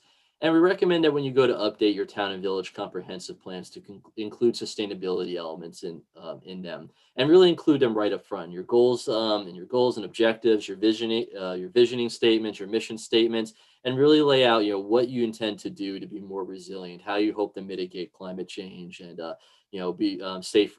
Try to mitigate damage from floods and other natural disasters, and include that right up front and throughout the comprehensive plans. We also would recommend consider creating a local waterfront revitalization plan. And a lot of folks say, oh, this doesn't apply to this. This only applies to communities along the Hudson River. And that's actually not true. There's a lot of inland waterways. The Wallkill is one of them, which is eligible for LWRP funding from the Department of State. And I think this is a really great opportunity for you, if you want to pursue this funding, to think about what you could do with some of that waterfront property. Maybe acquiring, land for, open space, which is a goal in and of itself, or maybe going a step further and saying, this is an opportunity to create a boat launch or two, and have, recreation, possibly tie that in with tourism. You do some riparian buffer restorations. I mean, there's a lot you can do with it, and I think you can get funding for that, which it's something I'd really recommend looking into. And then finally, for this section, we recommend creating a plan that combines elements of a capital improvements plan as well as an economic development plan under the kind of umbrella term of green economic development plans. And for this particular section, we recommend looking at infrastructure. How is future climate models going to, and again, I keep going back to flooding, because this is probably the most pressing natural disaster for you guys, as well as most communities in Ulster County. How is flooding going to affect your infrastructure? Is it going to affect your bridges, your culverts, your storm sewers, your water mains, natural gas lines, all that major infrastructure that our communities rely upon? Does that mean these road stream crossings need to be upsized? Does that affect their lifespan in any sort of way? Do we need to allocate more money for maintenance? All these things would need to go into one of those plans. The next section is under disaster preparedness and recovery.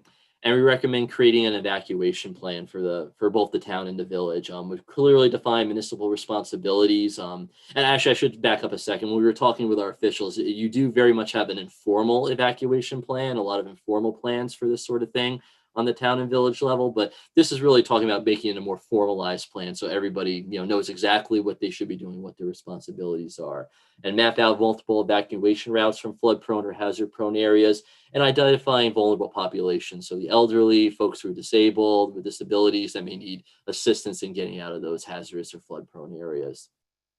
Similarly, we recommend creating a heat emergency plan that identifies cooling centers in the town and the village, and doing an assessment on whether maybe you need to create more, or find ways to get those vulnerable populations who may not have ready access to air conditioning into either the currently existing cooling centers or newly developed ones on those high degree heat days, which unfortunately we're getting more and more of as time goes on in our summers.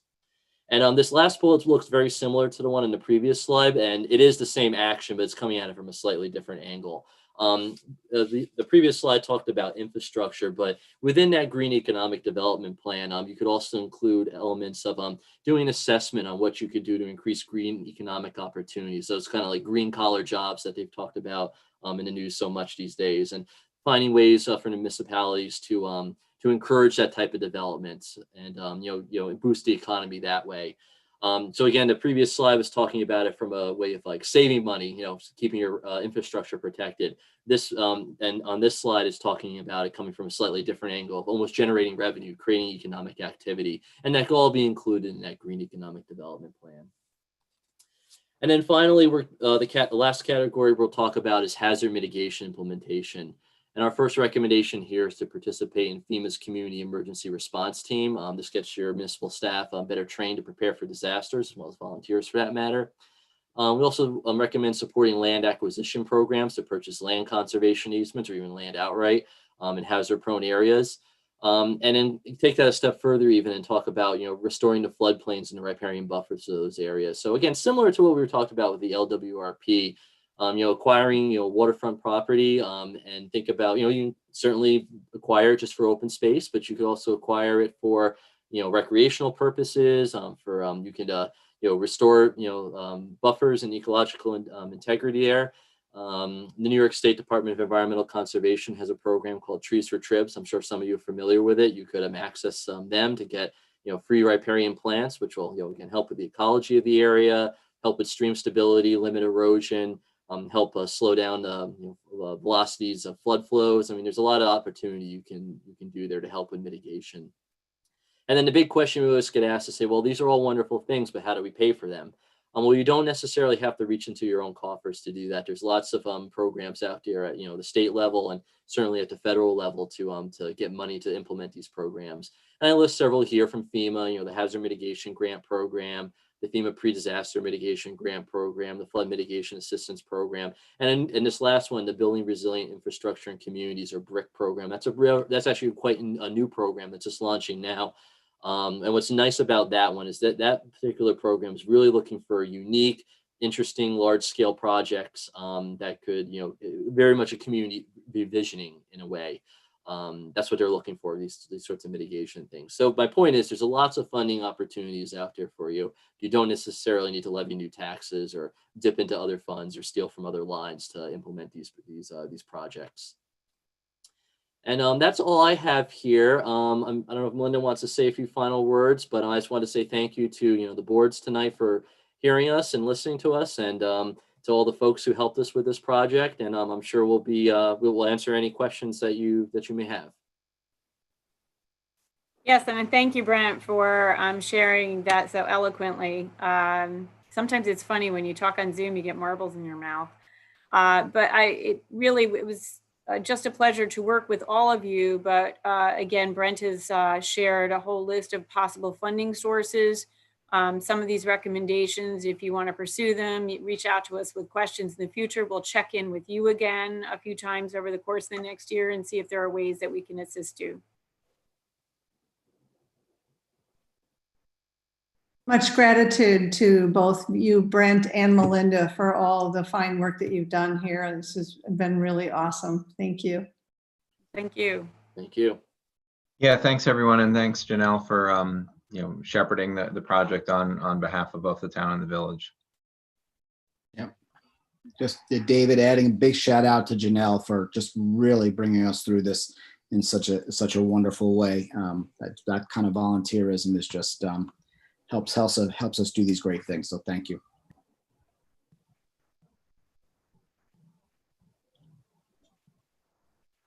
Well, if anybody has questions in the future, if you don't have any this evening, like I said, feel free to reach out to Brent or myself. We're happy to assist in any way we can.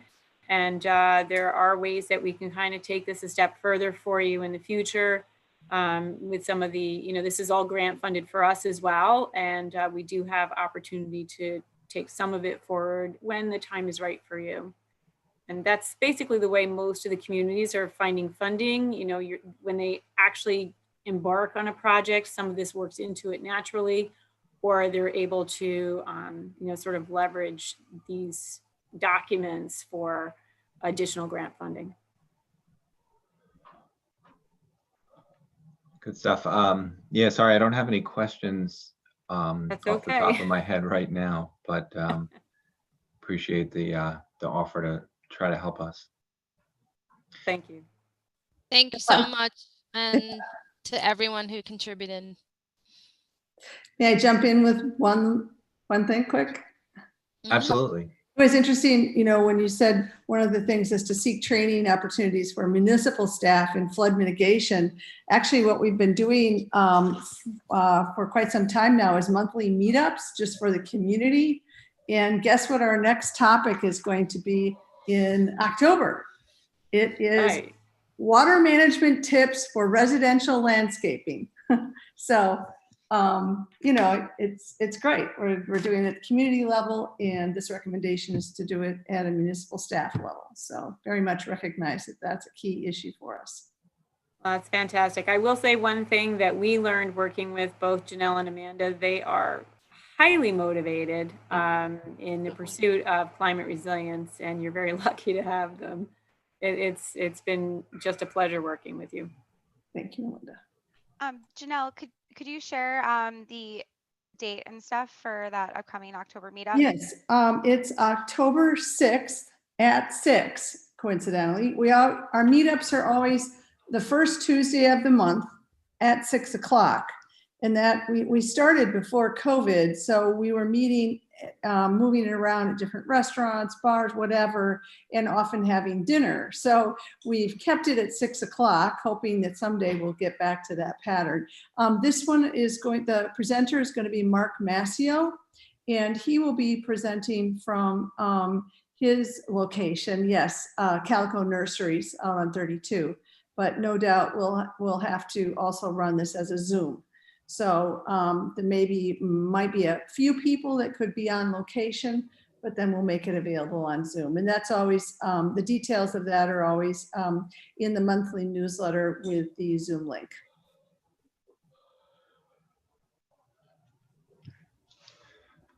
Good stuff. Well, thanks everyone again.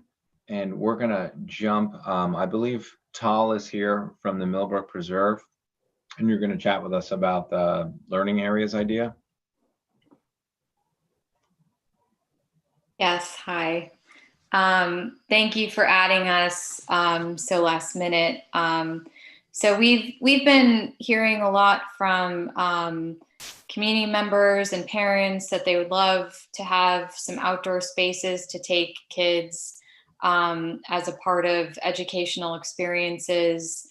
So we are looking to get feedback as well as consent and kind of fast track potentially this idea that we have to just very simply kind of creating some spaces within the Millbrook Preserve that people can take some small groups. So the idea that we would essentially place stumps 6 feet apart in circles in already existing clearings within the preserve. So no vegetation would be removed to do this. And it would just give people a little bit more space to bring some small groups in and have kind of a place to actually sit and gather for various purposes.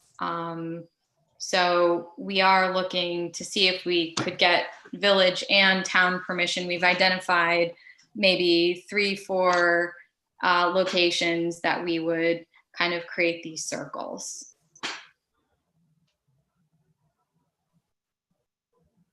Yeah, I think it sounds like a fantastic idea. You know, it's breaking my heart that, you know, kids are staring at computer screens as much as they are right now.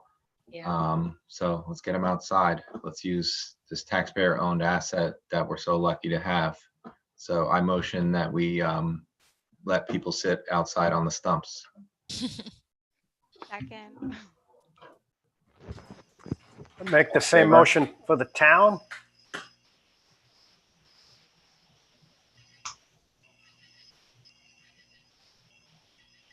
David, second.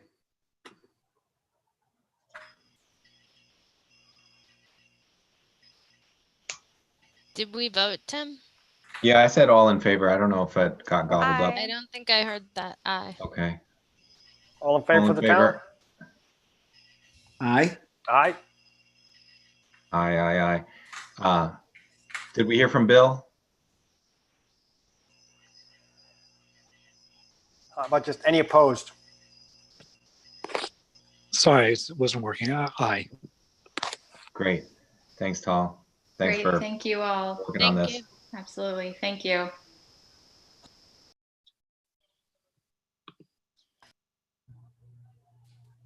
All right, so then the next item is this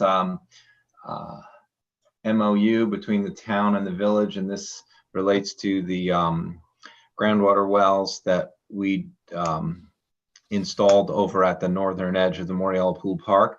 So we had success drilling 2 wells that have excellent yield. We hope to connect them to our distribution system right on 32. So that project will require alienating them from the town and village owned state. Well, I guess the reason it's considered a park and it has official park, I don't know what, per the New York State Parks Department, is because it received federal funding in like the early 80s. So we're responsible for going through this process where we actually have to alienate this portion of the park, and this requires an act of the state legislature. And then we have to then add some other property to our park holdings as an offset. So fortunately, the southern portion of the town and village-owned Moriello Pool Park is not considered part of the park. So our thinking is, let's just take that and augment that with the rest of Moriello Pool Park, so that we're then able to alienate the area where the wells are and connect them to our water conveyance system. But this will also involve constructing a water treatment shed that will be about 16 by 10 feet. So it's like a hair smaller than that existing wooden shed that's on the town community center property. And Neil and I were out there the other day with Blue from our public works department, as well as our engineers from Chasen. And our thinking is, why don't we just reconstruct that shed, remove it, and then confirm with the folks from the town's building and grounds department and add anything that is in that shed currently, so that we will have an insulated and protected pump system, in the 16 by 10 foot shed. And then we'll have some additional storage space for the town to use, but it'll be updated and newly constructed compared to the shed that's a bit long in the tooth. That's We there basically right now. get a new shed for free. Right. Well, The town gets a new shed for free. yeah. So, and we're gonna, that we're leaning in the direction of having the wells on their own new parcel, and then having the shed being built on the town-owned community center parcel. But we're gonna wait to hear back from the engineers just to see if that makes the most sense. Because originally we were thinking, why don't we put the shed and the 2 wells all on its own new parcel?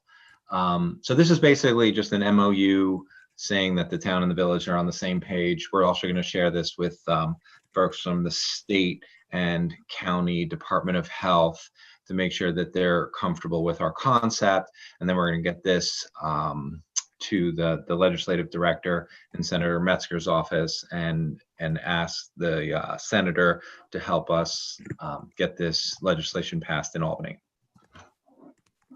So I motion that the village board goes ahead and signs this MOU.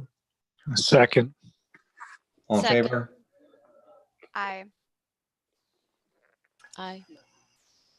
I make a motion that the town board authorizes me to sign the MOU. Second? Discussion? All in favor? Aye. Aye. Aye.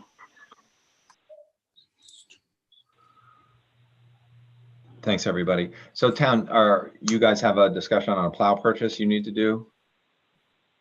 Because our joint agenda is done. So you want to do your thing and then you can either hang out or turn your Zooms off?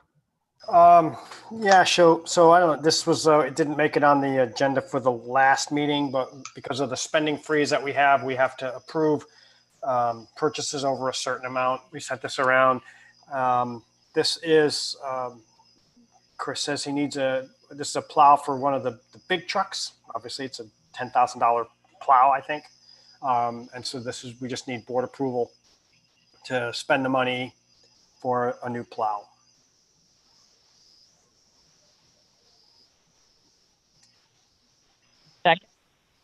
Second. All in favor? Aye. Aye.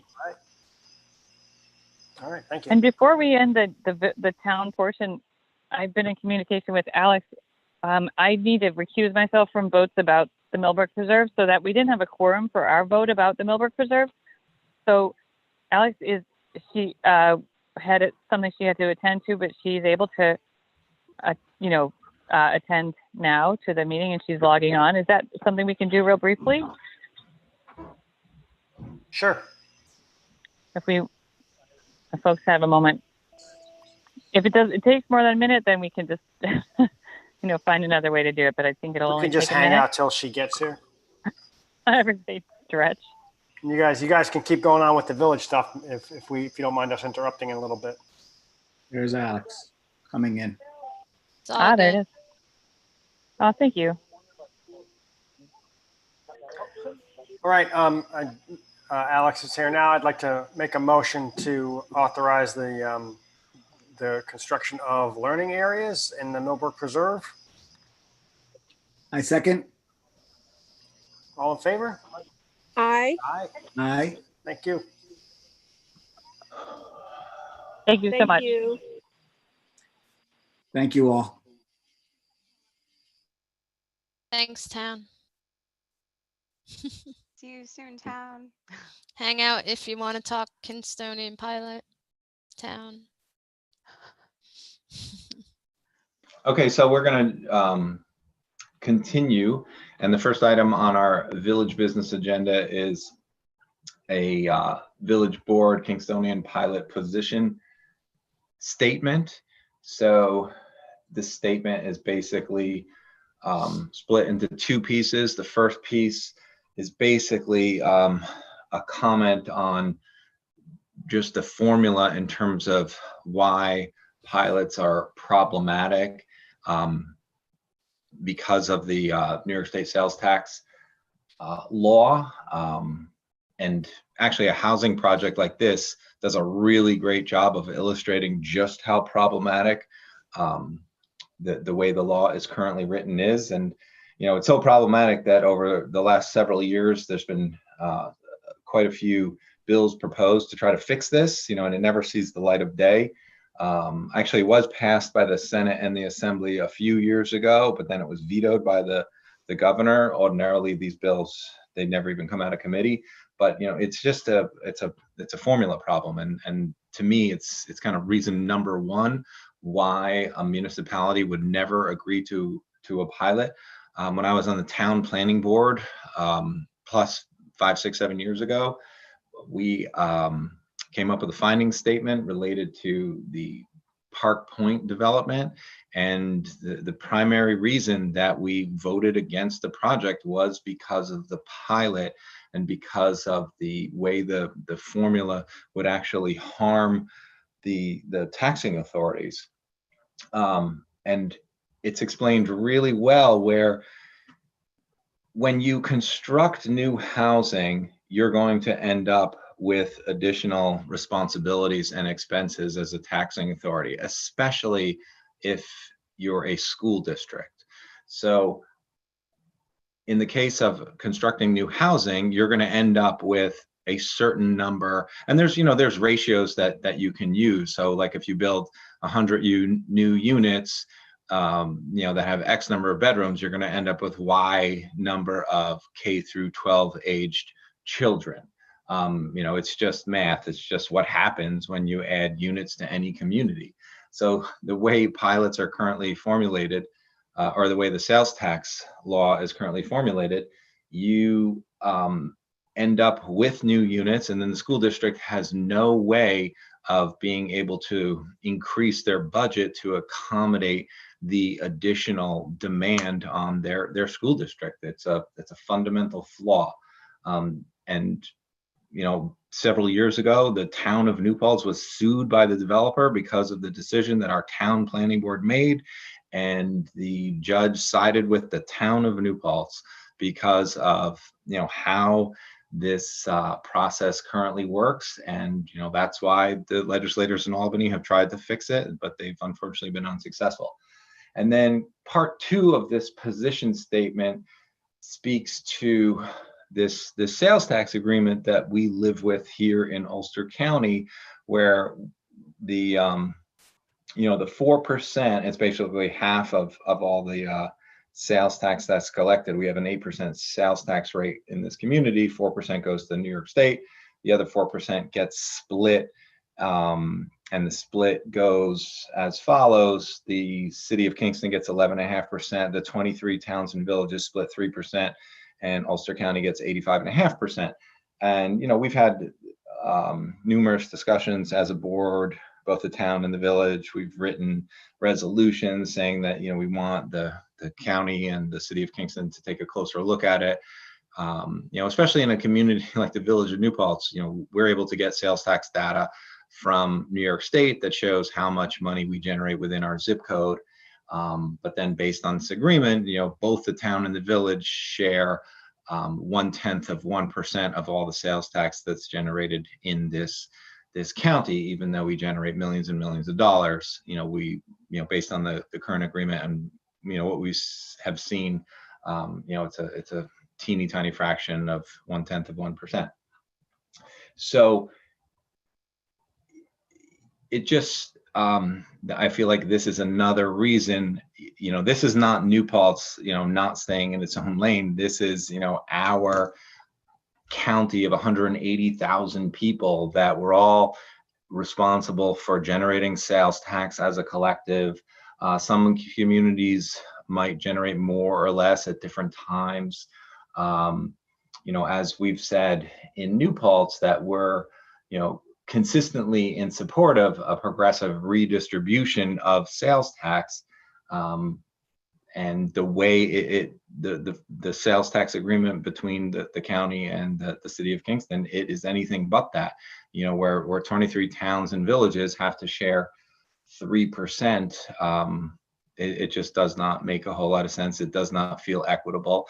And the example that I use regularly, that I think resonates with people is that, the village of New Paltz, we have to pay public works guys overtime on the weekends to come in and remove, filled up barrels of trash on the weekends. And the reason that we have filled up barrels of trash is because we generate a significant amount of sales tax. And then, the folks who are paying for that are the local property taxpayers. There's no correlation between commerce and sales tax activity and then being able to afford and pay for services like that. It's just that the local property taxpayers have to endure those additional expenses. And it feels like we should be, involved in this partnership that includes encouraging, visitors and encourages, locals, whether they're from New Paltz or whether they're from somewhere else in Ulster County, to come and enjoy our downtown and our outdoor recreation assets. So, what we've basically come up with here is a position statement that says that until the state's tax cap law and the county sales tax agreement are amended, the Village of New Paltz Board of Trustees declares its opposition to any pilot agreements that result in a reduction of real property taxes versus full taxation based on a full market value assessment determined by local assessor offices. So, that's kind of my quick summary of this 2-page position statement. Want to just open it up to the rest of the village board, see if you guys have comments or feedback. Thanks, Tim. That was an excellent summary, and thank you for laying it all out. We know a lot about pilots. Just to back up a little, to give some context about why Tim knows so much about pilots. It's not like he just learned this all in the past 3 months. Previous service on planning board and school board, controversial pilots in New Paltz, So we've been talking about, it was not like you had to write this from scratch, right, Tim? We've been talking about this issue, researching and trying to advocate for better system and processes for a long time. And I mean, I always joke, unless it's for affordable housing, like I just don't even think pilots are a good public policy.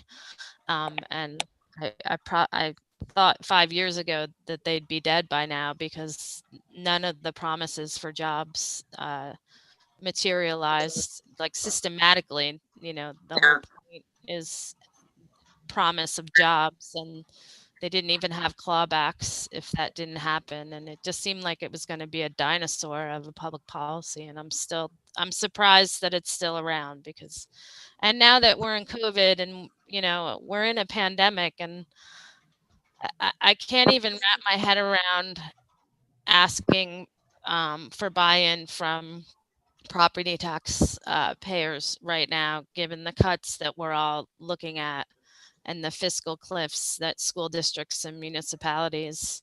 I think we have a little bit of either, well, maybe a combination of denial and just lack of awareness.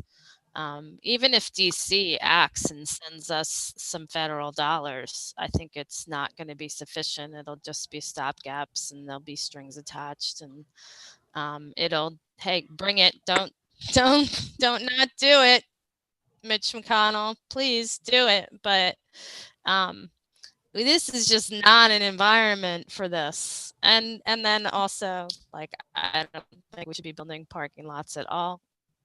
It's autocentric. It encourages autocentrism. Did I just make up a word? An autocentric community. And no, this is not the right time for this. And I think it highlights how we're all connected across the county as well. I think Tim did a good job of, because I don't want to jump in on other jurisdictions, stick my nose into their stuff without, being able to cogently provide the case that my municipality is impacted as well. And I think that that's done well here. So, clearly, I'm fully in support. Also, Eve wrote in the chat that she has an answer to the county legislatures, or I think she has more information. So, Yes, I do. So apparently, so typically IDA has the capacity to approve or disapprove pilots on their own unless the entity is seeking a deviated pilot. And so in this case, they're seeking a deviated pilot, specifically, from what I understand, not looking for any tax increase for 30 years. So that opens them that it has to now be approved by the city of Kingston, the school district, and the county.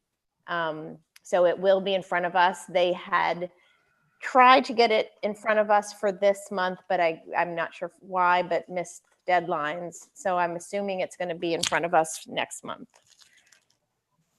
Oh, that's interesting. Yeah. And I think the point that KT was highlighting, like, if a developer wants to construct luxury housing in Kingston, that's on Kingston. They can go ahead and make that decision.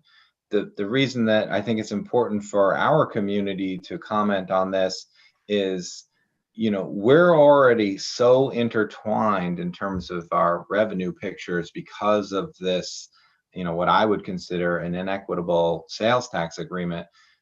If the city of Kingston is fine with forfeiting property taxes and then expecting, well, that to be an okay thing because they have this this ability to collect sales tax via the sales tax agreement, that is just what does not sit correctly with me as a someone with fiduciary responsibility to manage our general fund.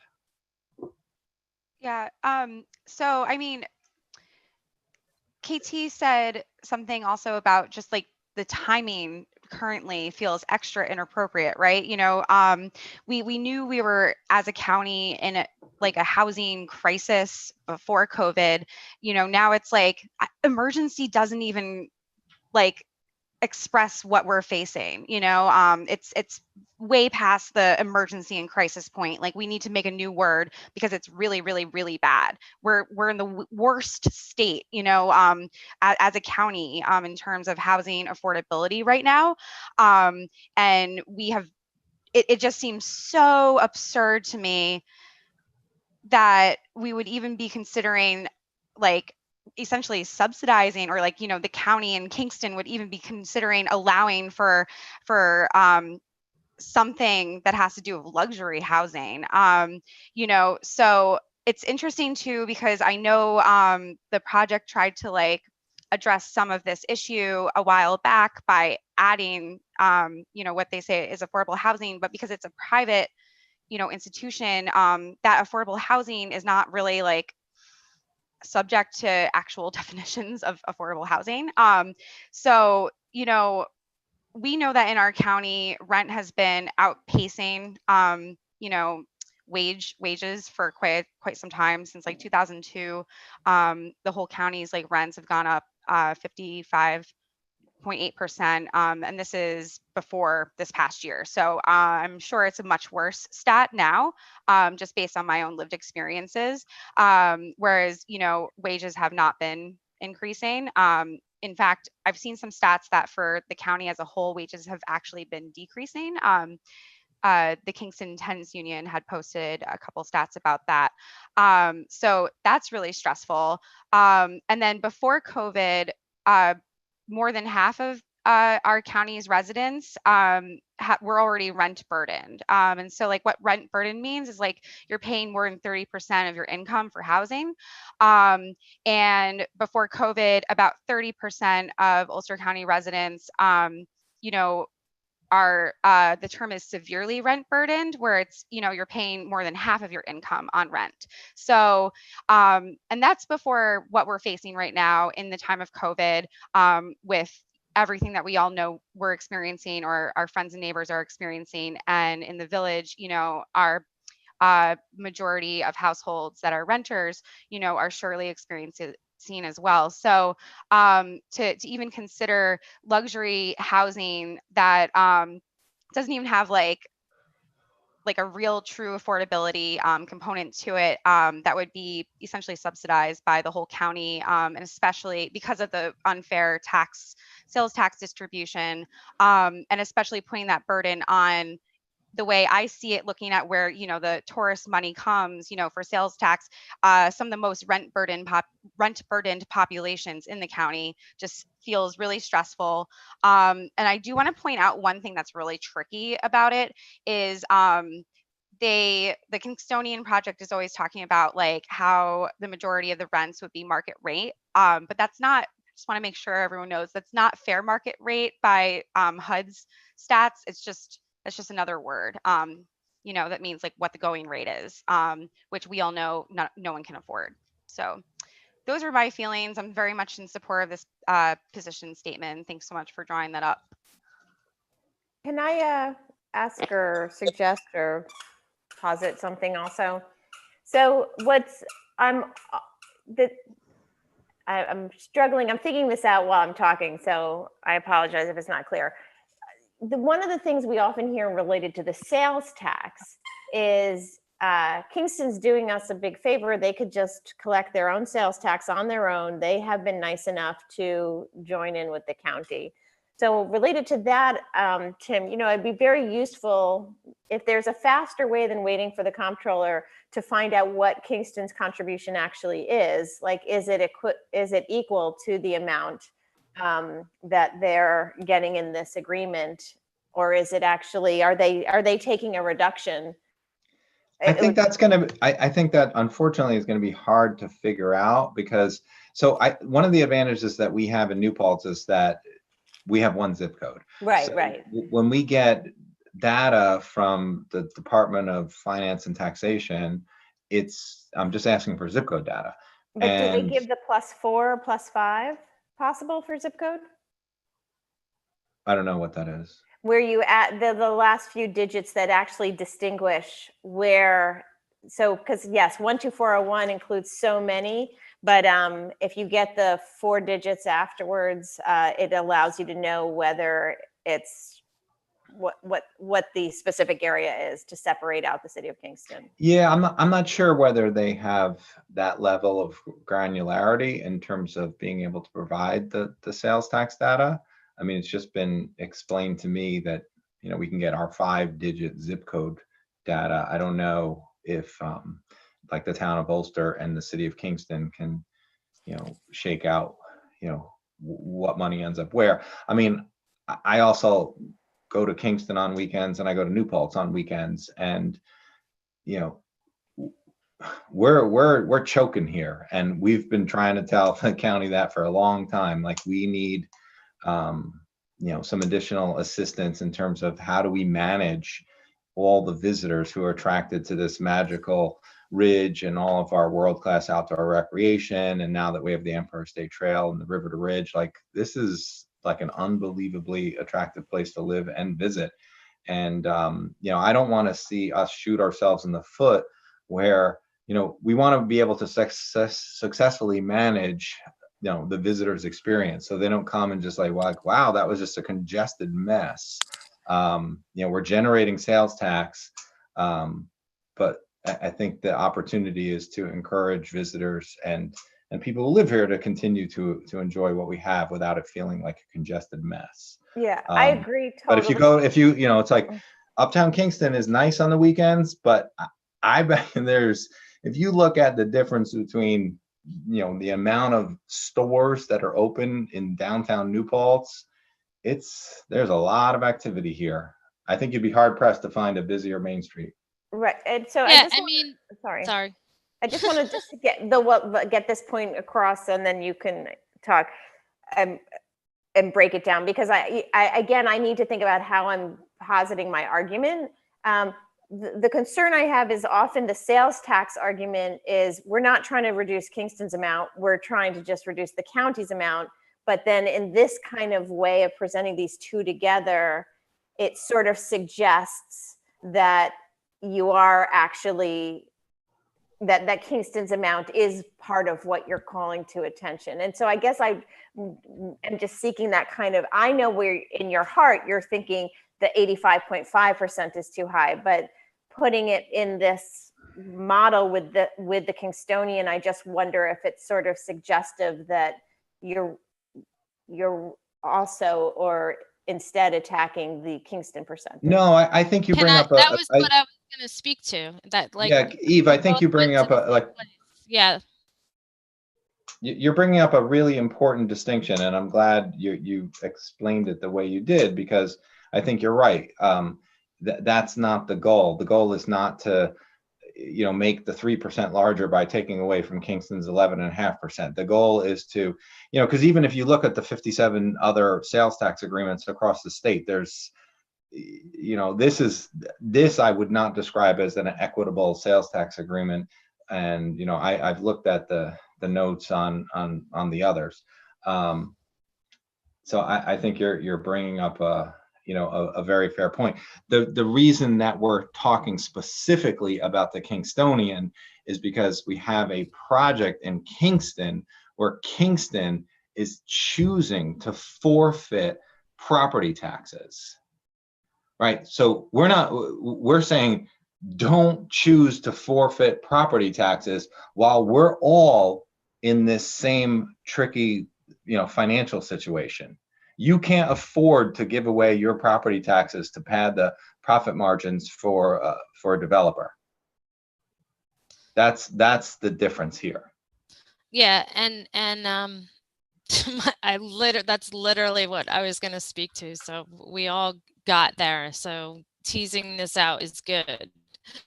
Yeah, I'm just looking at the language to see if there's tweaks that we could make. So let me just say it in a different way. I mean, basically, we're not making the argument that Kingston should get more or less, right? We're saying the whole system is inequitable, and given that it's wrong to unilaterally forfeit property tax revenues right now. I mean, we also made some arguments about the appropriateness of a parking lot and luxury housing and subsidizing that, which I don't think any of us support. But in terms of putting it in the context from our point of view as shared leaders of overlapping and being just part of this taxation system, that it's just inappropriate because we're all connected and it impacts all of us. And again, like, I have no idea, I know that New Paltz generates like 13 million and gets less than 300,000, right? And I always say there's a lot of space in between those two. We're not asking for 13 million. We're asking for the sales tax that we generate so we can use it to provide the services that are generated in correlation with the generation of those taxes. It's really not that complicated. We do get stuff from the county, but it certainly doesn't add up to $13 million a year. And because the 85.5 is well above the norm, I think the city of Kingston has high need. They should get more than wealthy communities and more affluent communities, just like the village of Ellenville has higher need and should get more. Right. We just need a different, I mean, unfortunately, it's the way that the state has designed this system where the only parties at the table to have this discussion or perform these negotiations are cities and counties. So, at this point, it's like we have towns and villages that feel like cities. And, at this point, it's unfortunately curious that they don't have a city at the table to participate in such an important discussion and, to make their case. And hey, guess what is one of the major reasons that New York State has not allowed a municipality to convert to a city since before the middle of the last century? Yeah, the city of Rye, 1948. When you are a city, you get to do that. So I think it all is just so connected and circular. Like the threat, like that they're threatening, city of Kingston is going to enact its own tax on its own if we don't. Well, maybe they need to do that anyway right now. And again, they may not. It may not be in their best interest because they may not be generating 11%. So, I mean, I think it's a ridiculous argument. And I'm just, again, and I understood the intent. I just wanted to hear, I think you articulated it, both of you, really well, just sort of how this is clarified, because, I intend to express these ideas as and that clarity as to how this is about inequity in taxes and not about Kingston. But also, I think the parking thing is a very big thing. And I think that that's an important message to come across, that this is really so much about parking. And I'll tell you that so far what I'm hearing anecdotally is that the IDA is so far feeling good about it. The school district is feeling good about this deviated pilot. And so apparently they're buying into this idea that this increased parking will be the increased businesses this is my belief, that I have to talk to some other legislators some more, but that parking will bring more people into Uptown Kingston, which will then improve the sales tax revenue because more people will be shopping in these stores. I mean, that's what I'm guessing they're going to be making the argument saying. Because it's all about the school. The Kingston School District doesn't get any sales tax. Yeah, I don't know why the school. It doesn't. Okay, and you should talk to your friends on the school board, because I think they're pretty split, is my perception. I mean, that'll be great, because if they don't approve it, they have to, or it won't get. I mean, each of these entities now have to approve this deviated pilot, and so if the Kingston School Board doesn't approve it, that'll be a stop. Right, and in this position statement, we have a link to the tax cap guidance provided by the New York State Education Department, where it articulates how the formula works. So the revenue is not revenue that's like, oh, this is new money, now we can afford to pay for the new students that are here because of this additional development. It actually works in the opposite direction, curiously. You actually end up shrinking your tax cap levy because of a pilot. It's kind of a mind twist. It gets hit by both sides for the But property. you actually have less money as a school district to accommodate the additional students you now are Probably arguing that there'll be no kids because this is all high level, a luxury hotel in high level apartments, and they're probably going to be no children, is what they're arguing. I mean, I don't know. I'm just guessing here. Because somehow I just want to jump in and say also that's myth, and we roll in the businesses wanting parking world, so it's not like we're naive about that. It's a myth, and it's not true. People don't go to places for their parking. People go to places for their amenities, and I would say a planning best practice for 2020 is absolutely not putting parking in the center. You put it at the periphery. Right. Well, I hope the school is here, and I will speak to someone on the school board where they are with that. But I'm not sure why they are supportive of this potentially. It'd be great to hear. I don't know why that people even have that perception. But again, if they're not, that's gonna if be you good. say that enough times, it becomes true strategy. I don't know. Yeah, I mean, they can look at the resolution that the New Paltz Central School District passed in like 2013 regarding a project incredibly similar to this. It's like the similarities are uncanny, and the problems that a project like this and its pilot program would create. It's just I'm getting slapped in the head with deja vu. And Tim, let's just follow up and put together some link and make sure that we send that off to the school, the Kingston School Board, with this. Yeah, there was something else I forgot though. I was gonna say, do we need to do any wordsmithing, or was that just we needed clarity? Eve, nothing stood out. I just wanted to.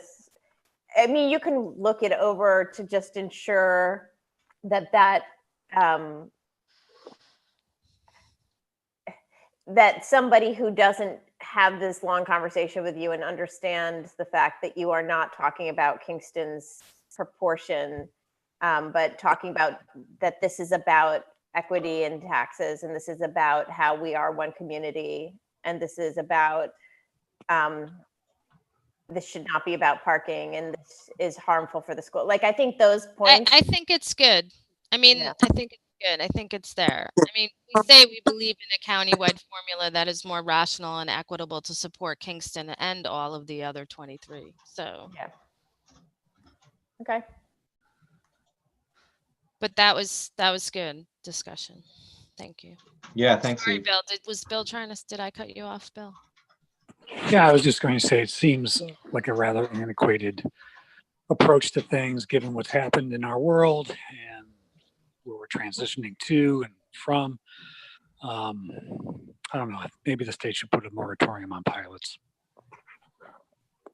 Put them on pause. I smell a resolution.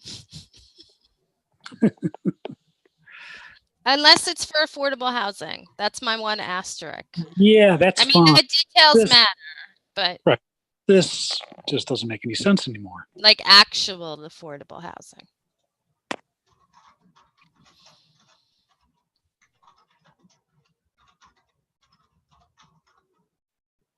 So are we Okay, voting so on- do we want to motion to adopt this position statement? Second? Aye. All in favor? Aye. Aye. Okay. Next item. So Bill and I actually visited the property to the south of the Cherry Hill tanks. We've been discussing the possibility of working with that property owner on acquiring the wells there.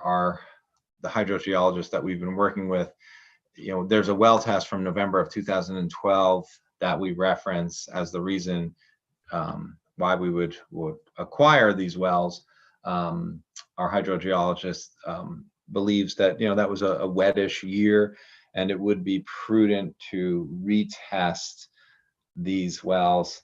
It also would probably make sense to retest them because they were pumped for the Park Point project, which only needed a certain amount of water at the time. And there's a possibility, and this is also an interpretation that our hydrogeologist came up with, like when he looks at the pumping test from November of 2012, the drawdowns were pretty minimal. So one could make the case that we should pump them at a rate greater than 50 gallons per minute, or this one well at a rate greater than 50 gallons per minute.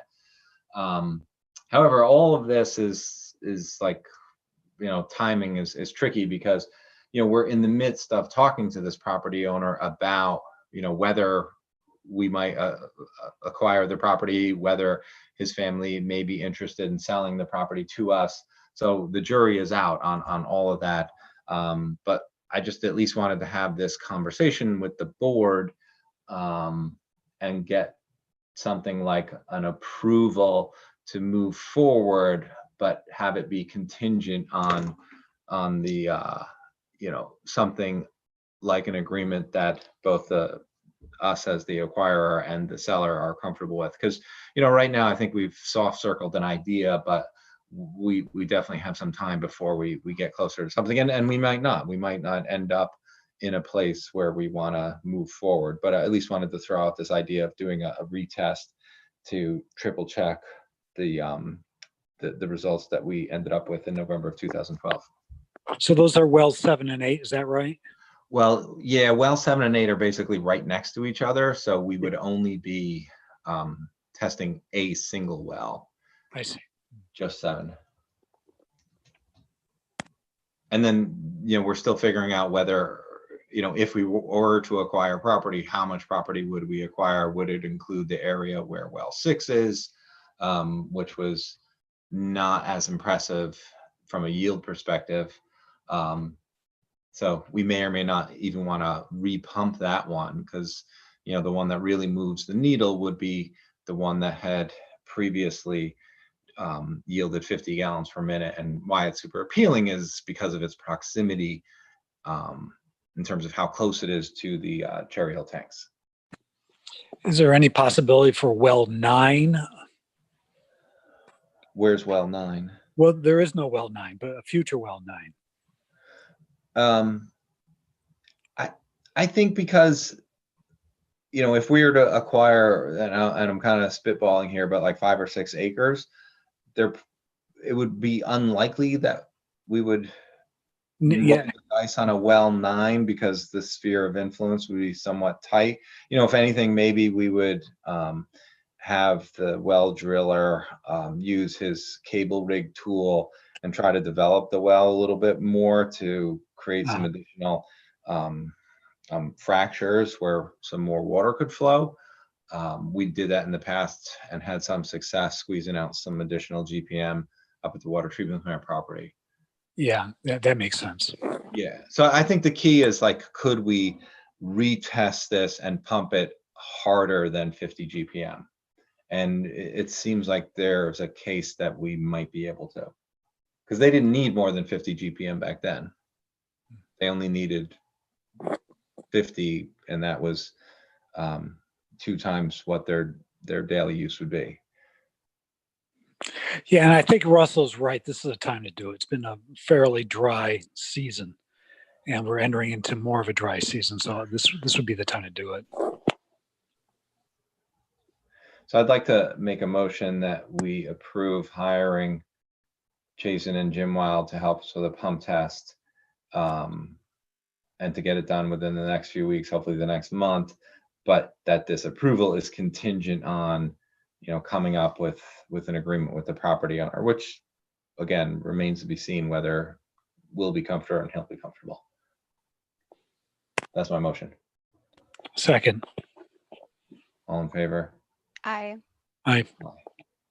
KT, Aye. she went to Sorry. convenient. Okay, so the next item, and Will wanted to include this language in that resolution. So could we augment the resolution? It says the Board of Trustees finds that the pumping of the test wells constitutes information collection and is a type 2 action under 67.5C24 under seeker regulations, which is therefore exempt from environmental review. I'll accept that. Thanks. Okay, Bill, walk us through the resolution that you worked on. Oh, boy, I've lost my voice at the end of the day. Yeah, it's a resolution I wrote to honor 3 people who've passed away this past summer. Each of them all very involved and active in our community. Those women were Carol Roper, Sally Rhodes, and Mary Strothenke.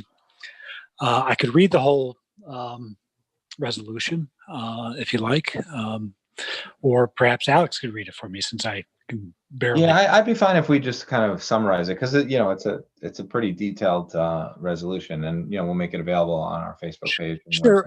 What I'll do is I'll just read the first paragraph. How's that? Perfect. Yeah. Okay. Whereas over the summer, New Paltz lost 3 important community members, all women, who endlessly gave their time, energy, intelligence, and deeply rooted goodness to New Paltz for many years.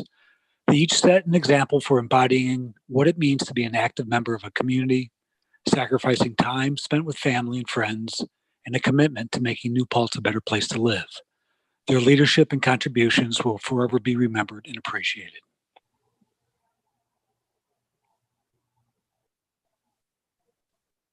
Perfect. Thank you. I Thank you, motion Bill. that Thank we you for doing approve this agenda, or I'm sorry, this resolution. Second. All in favor? Aye. Aye. And then we have the short-term rental law. So I didn't have a chance to look at. Will provided the board with some comments. I think we could just go through it. Oh, you know His what? comments? You gotta pull up the one. I don't think it's linked to the one on the agenda. I went. It isn't because Will specifically said that they were right, not. right. That was purposeful. So you have to go to the email and open that one. Or Ari sent an email with the link to the Google Doc. I think if And you, this one also is like a really old version. This is not even the one that I edited. oh, I didn't read it. Did you find the other one? Here, I'll just email it to you all real quick, okay? The one with Will's edits? Yes. And I think it has everything. Oh no, we may have a versioning issue.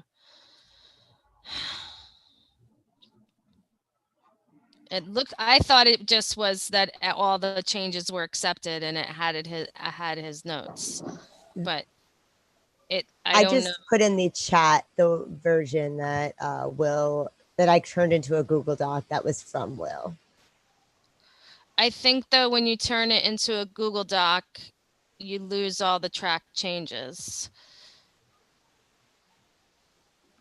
Because stuff that's crossed off in the last version is not crossed off in this version. Okay, So, I cannot open whatever link was just sent. Yeah, I'm not seeing any of the crossouts in this one. And now I feel like I have 4 of them open. I don't know what I'm looking at. So the one that's dated 8/11/20 linked from the agenda, Tim, that doesn't look current to you? I don't know. I mean, I spent like a few hours editing this. I only want to look at the one that I worked on.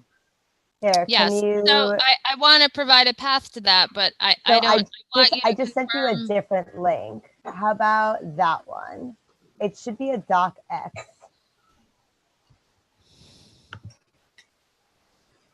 I don't have access to these links that you're sending. All right, hold on. I don't know why. Are you in your TER or in your mayor one? I don't know. I got like 2 computers open. Tim, the one linked from the agenda, that doesn't look current to you? No, that's like 10 years old. No, that is definitely an old one. And that was because Will specifically asked me not to make it his public. Okay. I could just forward his email to everybody. And Yeah, so but it'll be at the I top of your don't inbox, have a but it's current not a one to Google look at. Doc. But we don't, I'm confused. So where do we get his only has comments? Here, I just forwarded his Word version to all of you, but it's in Word. But and that's current with all of the changes? I don't actually know. Let me see. It looks like it's just highlighted. I'm not sure. Yeah, see if I only see download it. highlights in that one also. That's why I'm confused because that was the one dated September 4th. And it just has highlights. Yeah, no, Are you has, opening it in Microsoft this is Word by this any is chance? what must have happened. Will must have opened it in Word and accepted changes or something. Wait. Yeah, well, he probably didn't accept changes. He probably just didn't see them because He probably also- opened it in Word. He also only edited the old version. We need him to edit the version that I wrote. I absolutely sent him. So did I. Okay, Yeah. we can't resolve this tonight, so let's not spend another minute on it, which totally sucks. But let's just move on because I don't think we can do this. No, this is not the thing that I worked on. Are we in agreement that it sucks, but we need to move on? Yeah. Yeah, I agree.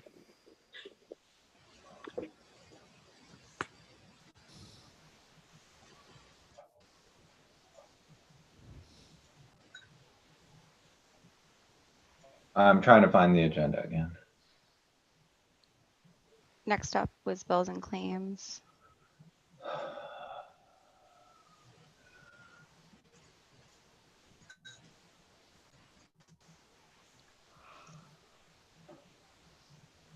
I'm just trying to find the agenda.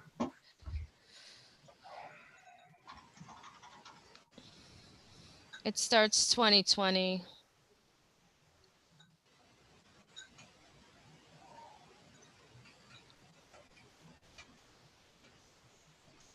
Yeah, motion to move bills and claims. Second.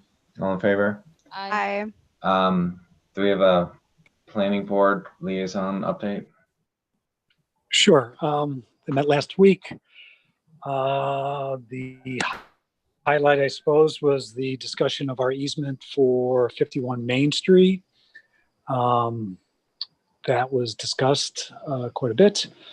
Did learn that the applicant did state that he had thought about how he was going to fuel his building, and he's decided to fuel the building by using electricity, which gets him out of the propane or oil usage business, I suppose. So, and then there was a porch approved and whatnot, but that's about it.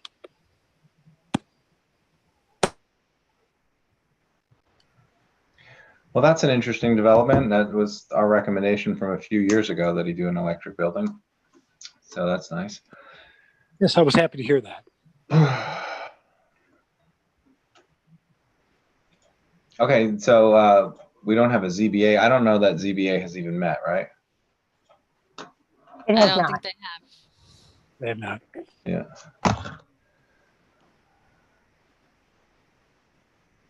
Okay. Move to adjourn? Second. Yeah, you want to give me a call, Me? or anyone who, if we're to, but I guess we didn't make any edits to that Kingstonian position statement. There was nothing to edit. Before we jump off of that, I'm sorry. Are we going to exec session? It's okay. No, for what? Position being filled in the village.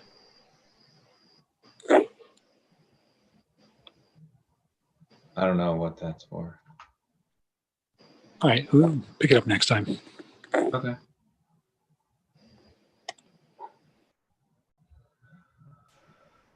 All in favor?